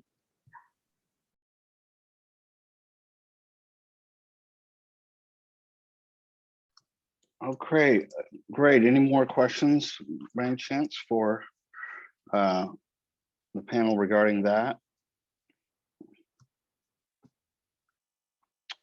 Okay, thank you, Donati, for your question. We appreciate that and the answers, of course.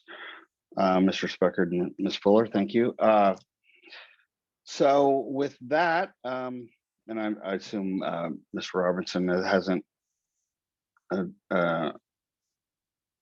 hasn't showed up and want to give comment on his experience, has he? If he's not here, then we'll move on, but he would have spoken up by now. So anyway, thank you all for your input on the council. I mean, on the conferences, and I'll just say that I look forward to next year's GWC conference. So it'll be good fun. So, and information. So with that, it is time to break into committees, committee breakout sessions, and members, each of you should have gotten a specific Zoom link for that, your specific committee to go into breakouts and discuss. And then, so make sure to look for that. If you somehow didn't get that or something, please let Ms. Godwin know and she'll get that to you. And to the public, just FYI, these are breakout committees that specific committees within our council will go and have discussions with each other and compile information on this quarter's work, and then make presentations tomorrow. So while these specific committee meetings aren't open to the public, the reports tomorrow will bring you up to speed on what they spoke about today. So just be aware of that.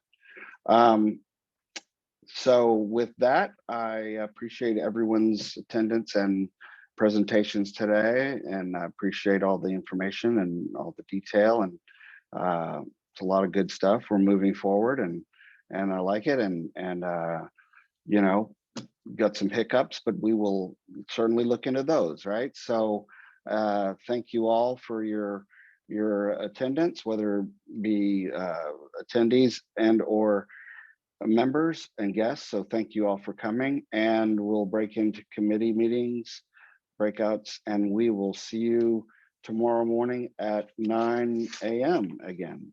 Until then, you all have a great afternoon, and we will just this meeting will stand in recess until tomorrow at 9 a.m. So thank you very much and have a good afternoon. Thank you, Mr. Chairman. We'll see y'all tomorrow. Thank you, Ms. Fuller.